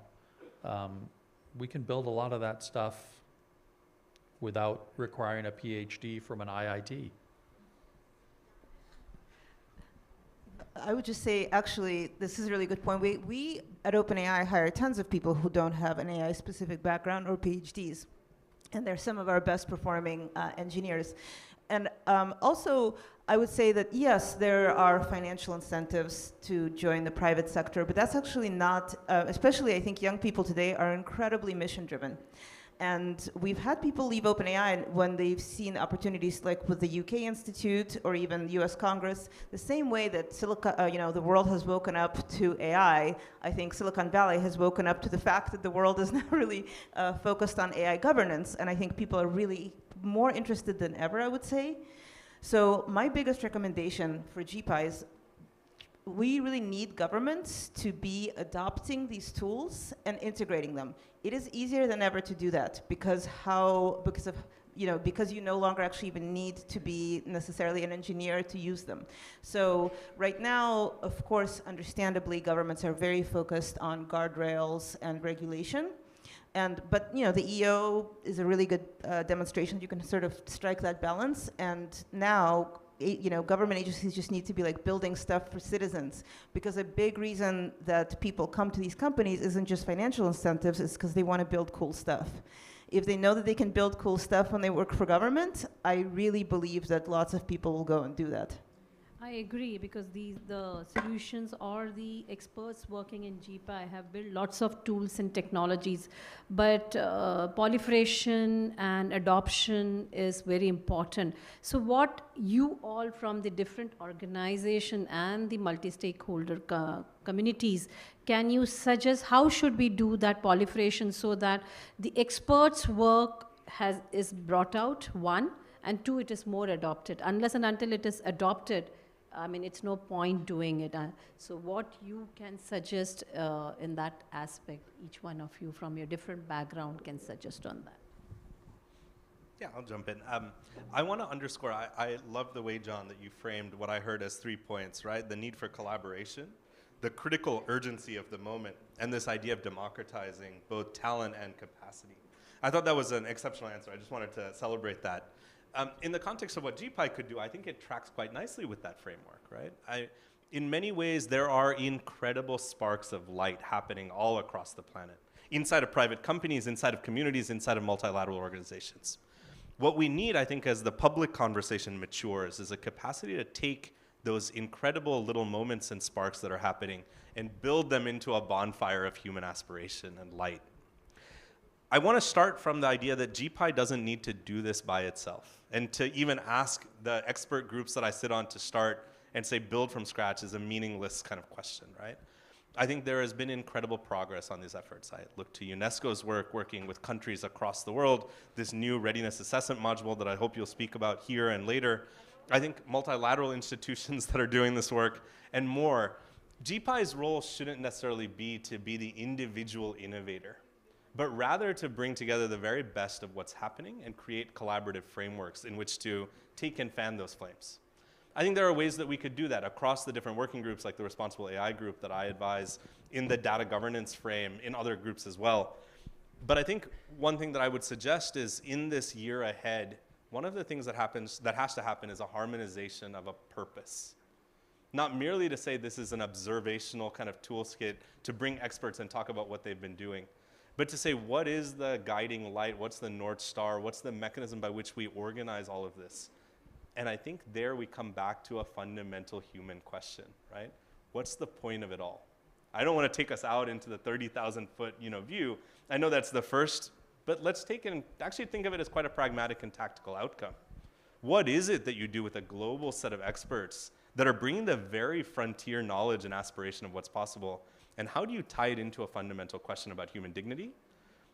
Like, that is a conversation that we are equipped to have. It's really a question of where that space will be created for us to really advance it. And maybe taking advantage, piggybacking from Vilas, because I completely agree with him.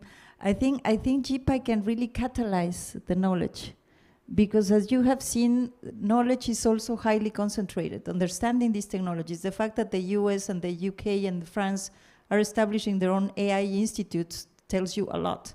And therefore, catalyzing that with Patrick McGovern, we are, and many other partners, we are deploying this readiness assessment methodology to see where countries are in terms of their capacity to steering these technologies ethically, meaning human dignity, human rights, etc. And therefore, there's going to be a wealth of knowledge, and I will plea for GPI to be a catalyzer, bringing this knowledge together. In February, we're going to have a global forum on the ethics of AI, where we're going to bring all this, and all of you are invited, of course, but we're going to bring all of these exercises coming from India, from the Netherlands, to the Bahamas, to Vietnam, to all these countries, Senegal, Morocco, all the countries with whom we are working, including with Patrick McGovern Foundation. But the fact is that this is knowledge to answer this question that is not a technological question, it's a societal one. What kind of structures of incentives do we need in this ecosystem for it to deliver more AI for good? Each one of you have a determined decision of your boards, of your creation to do that, but the environment is not balanced. And therefore, there's still a lot of profit-making decisions that are not related to the societal good. And I think that the real question here is, what are those incentives that will lead market actors to deliver for good? Agree, and I think when we talk about catalyzing the GPI to be catalyzing this in knowledge, so I think more participation from the countries which are currently not there in GPI will help us to catalyze, because the knowledge is concentrated. So in order to have wider spread of knowledge, we need to have more participation from the countries who are having issues and challenges, and the solutions are already existing, but it's that they don't have the idea or the knowledge of the solution. So I think more participation could be one, and I would look forward that you can also suggest some other thing which can be done in I mean, in spite of doing more participation, what else we can do done as part of GPI. So, I mean, you can share your thoughts on that other than. Well, I was going to address that question of what can GPI do, right? I think one of the key things that we could look to the organization to do is honestly lock a couple of people in a room and get them to figure out, here's 3 problems we want to try and solve together, collaboratively, across borders. Here's, obviously, right? We all hear about it. We got problem, compute data talent. If we can put the people that have that in a room and get them to start a pilot to the, Vilas's point, get some successes. Let's learn by doing it, right? That's the only way we're going to learn how to make this work. Let's try some experiments. Maybe we don't do it once. Maybe we do it 3 times, 3 different ways. See what works. Maybe the answer is going to be different in agriculture and medicine and, in education, and that's okay. Doesn't have to be the same answer everywhere.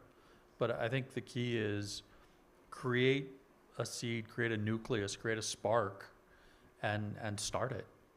Yeah, that's the reason we would look forward for the best practices, because you have hands-on experience and you can be in a better position to share us that this way works rather than going this way. So the best practices can be shared by Mr. Daha, you or Anna or UNESCO. Yeah. I mean, you people can be in a better position to share what is the right way in after seeing into, there are some successful scenarios, there are some failures. But yes, we can learn from the failures and we can adopt these successful scenarios. So can you suggest a couple of best practices? I think on the technology front, right, once you actually have a problem and you've started to look at data, I think there's a number of, every one of the companies up here could give you a set of really good practices. Are they best practices? I don't know. It may be too early in the process for us to know. Right, some of these technologies are, only just a year old, in some ways. Other ways we've been working on some of those for, a decade now. But I think it's not. The hang-up shouldn't be on the technology best practices. I think we can get those to the table. We can get good enough practices to the table. I think it's just not worrying about whether we have a best practice. It's, do we have an important problem to solve, and can we solve it? I think if we can get, that's the best practice, is to take an important problem and try and solve it. The technology we're ready to follow. We've got the tools in many cases, or we can identify the data that's missing or the pieces that are missing. But it's what's the important problem? Who wants to solve it? Is there the willpower to do it? Maybe, that's a good point. Maybe one thing which I've seen work wondrously is the DPG initiative across, which India is actually steering and leading. I think we should continue doubling down and making it across all sectors. So we have seen it very successful with Aadhaar payments, part of healthcare, I think, with the ABDM mission. But can it be extended to agriculture, like a base stack layer of FFC, the field farmer crop? Can it be extended to languages? Because that will ensure not just it will spur further innovation, but also provide one base layer so that every system is able to talk to each other in an interoperable manner. So that's something you could continue underscoring across countries. And I know countries are coming to India to say, hey, can you give us a DPG infrastructure for this? So just wanted to In understand. fact, sustainable agriculture is also one of the priority area which is going to be taken up in the coming year. Best practices in policies. In I think it's super important. And UNESCO has an observatory on the ethics of AI because we need to learn. We need to get also this asymmetry of knowledge into a place where we can also participate. What about you, Anna? What do you suggest the best practices? Agriculture is one area which Harsh has mentioned, which is also one of the priority area. So what do you suggest, Anna? Hard to know where to even start. I mean, I think what we've seen is that we've gotten the best results when it is, led by experts. So we are really trying to build a tool that is incredibly general as possible, so that it can be adapted by the people who are real experts in the field. That's why, for example, working with Khan Academy, who work directly with educators and with students, rather than building an educational tool ourselves. So best practices is just always, leveraging the skills of the people who actually work directly with the communities that they're building for. And Vilas, what do you suggest? I will suggest that at the end of the day, there's a technical conversation that's very important. We've talked a lot about standards and practices, and we still avoid the human practices that are so problematic here. Data sharing. Like, how do we think about ownership? How do we think about engagement? How do we think about policy? That we need to lean in and own this as a conversation about shaping a human future. And I think GPI could play an important role in thinking about how we break down borders, national policy, and think about an international framework in which we let a lot of this practice happen. Yeah, cross-border data is one area where we need to certainly look into it, because when we talk about bringing the equitable compute, then how do we bring the data and who owns the data? These are very important aspects. So this will be certainly deliberated in the data governance working group, which is there as one of the GPI.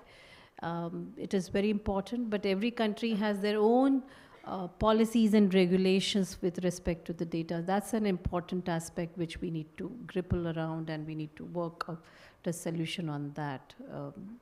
Yes, and the other thing which I think is very important is building the competencies of the people, because when we talk about generative AI, you don't need to have the technical skill sets to develop models, but you also need to have prompt engineering kind of a knowledge.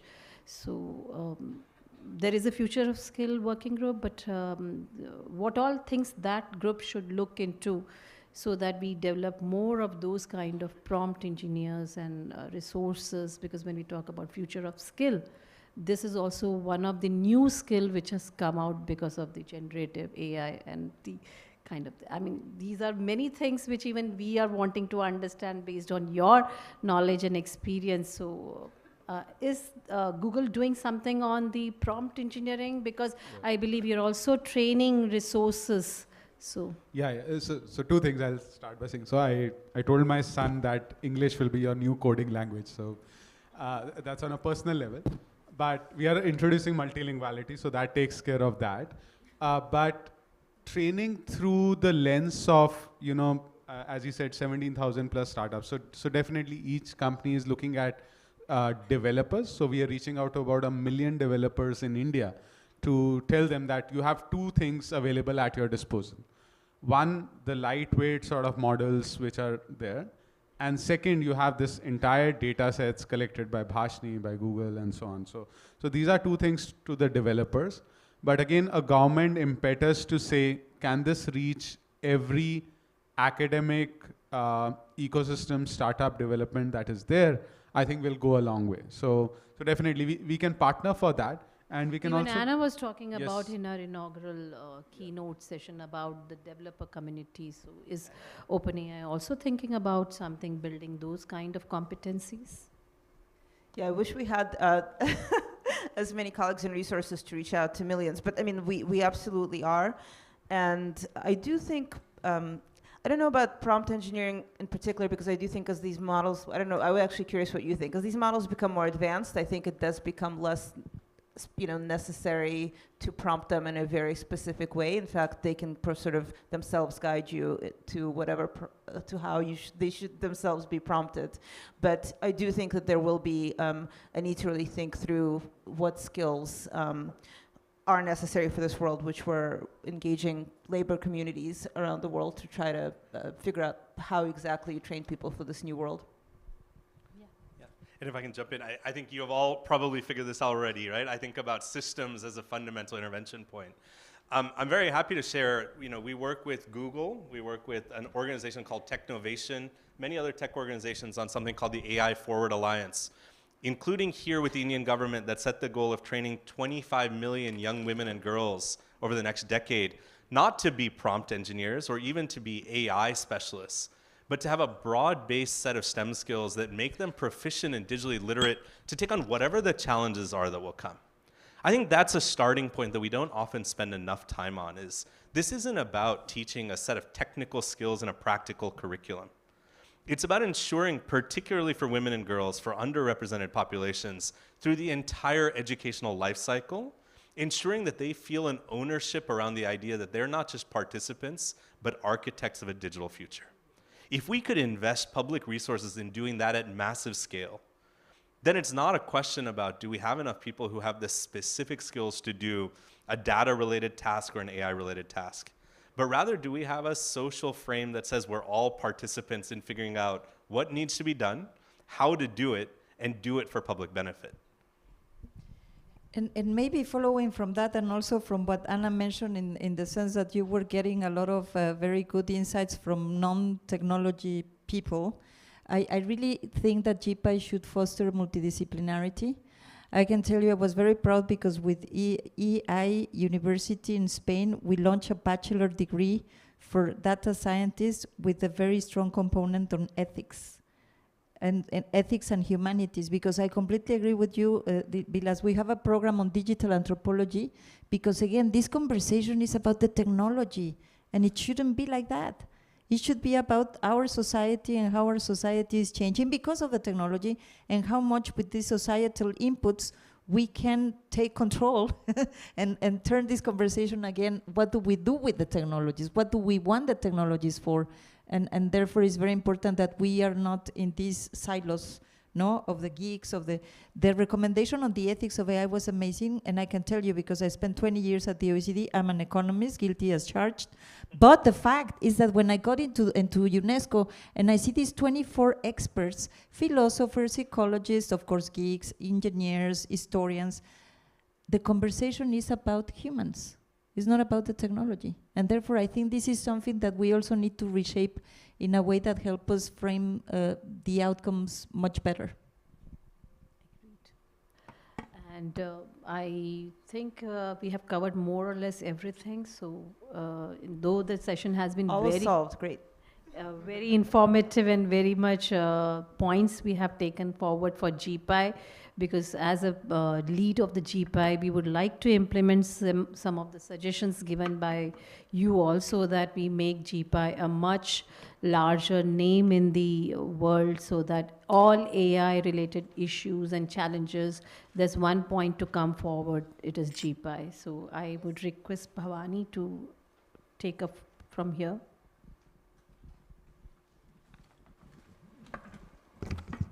Thank you everyone for joining, and a big thank you to all the panelists for such an extremely insightful and engaging discussion.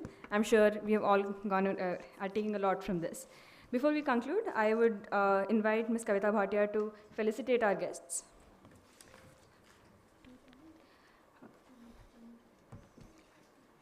Ms. Anna Makunju, Vice President of Global Affairs, OpenAI.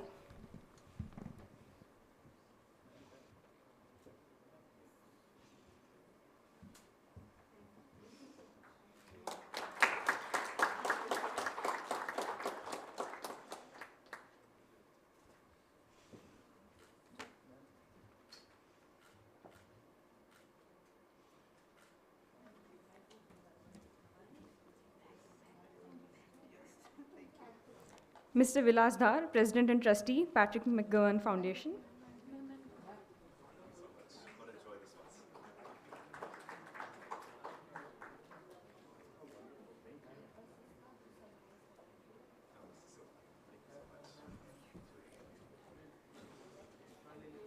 Professor Gabriela Ramos, Assistant Director General for Social and Human Sciences, UNESCO.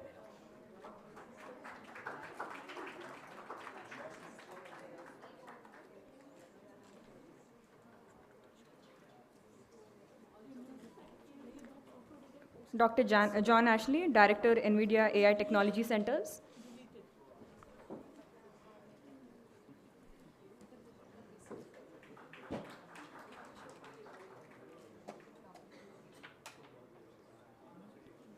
Mr. Harsh Dhan, Head, Asia Pacific Google Research and AI Partnerships, Google.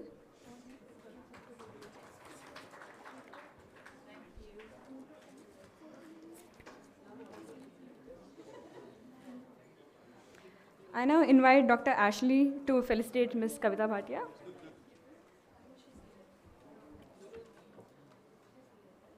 Sorry? No, Dr. Ashley.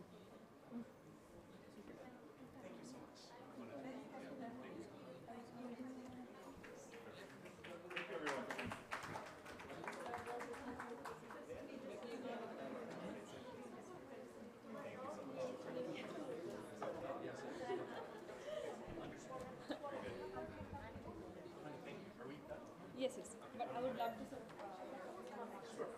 Thank you so much. Thank you so much.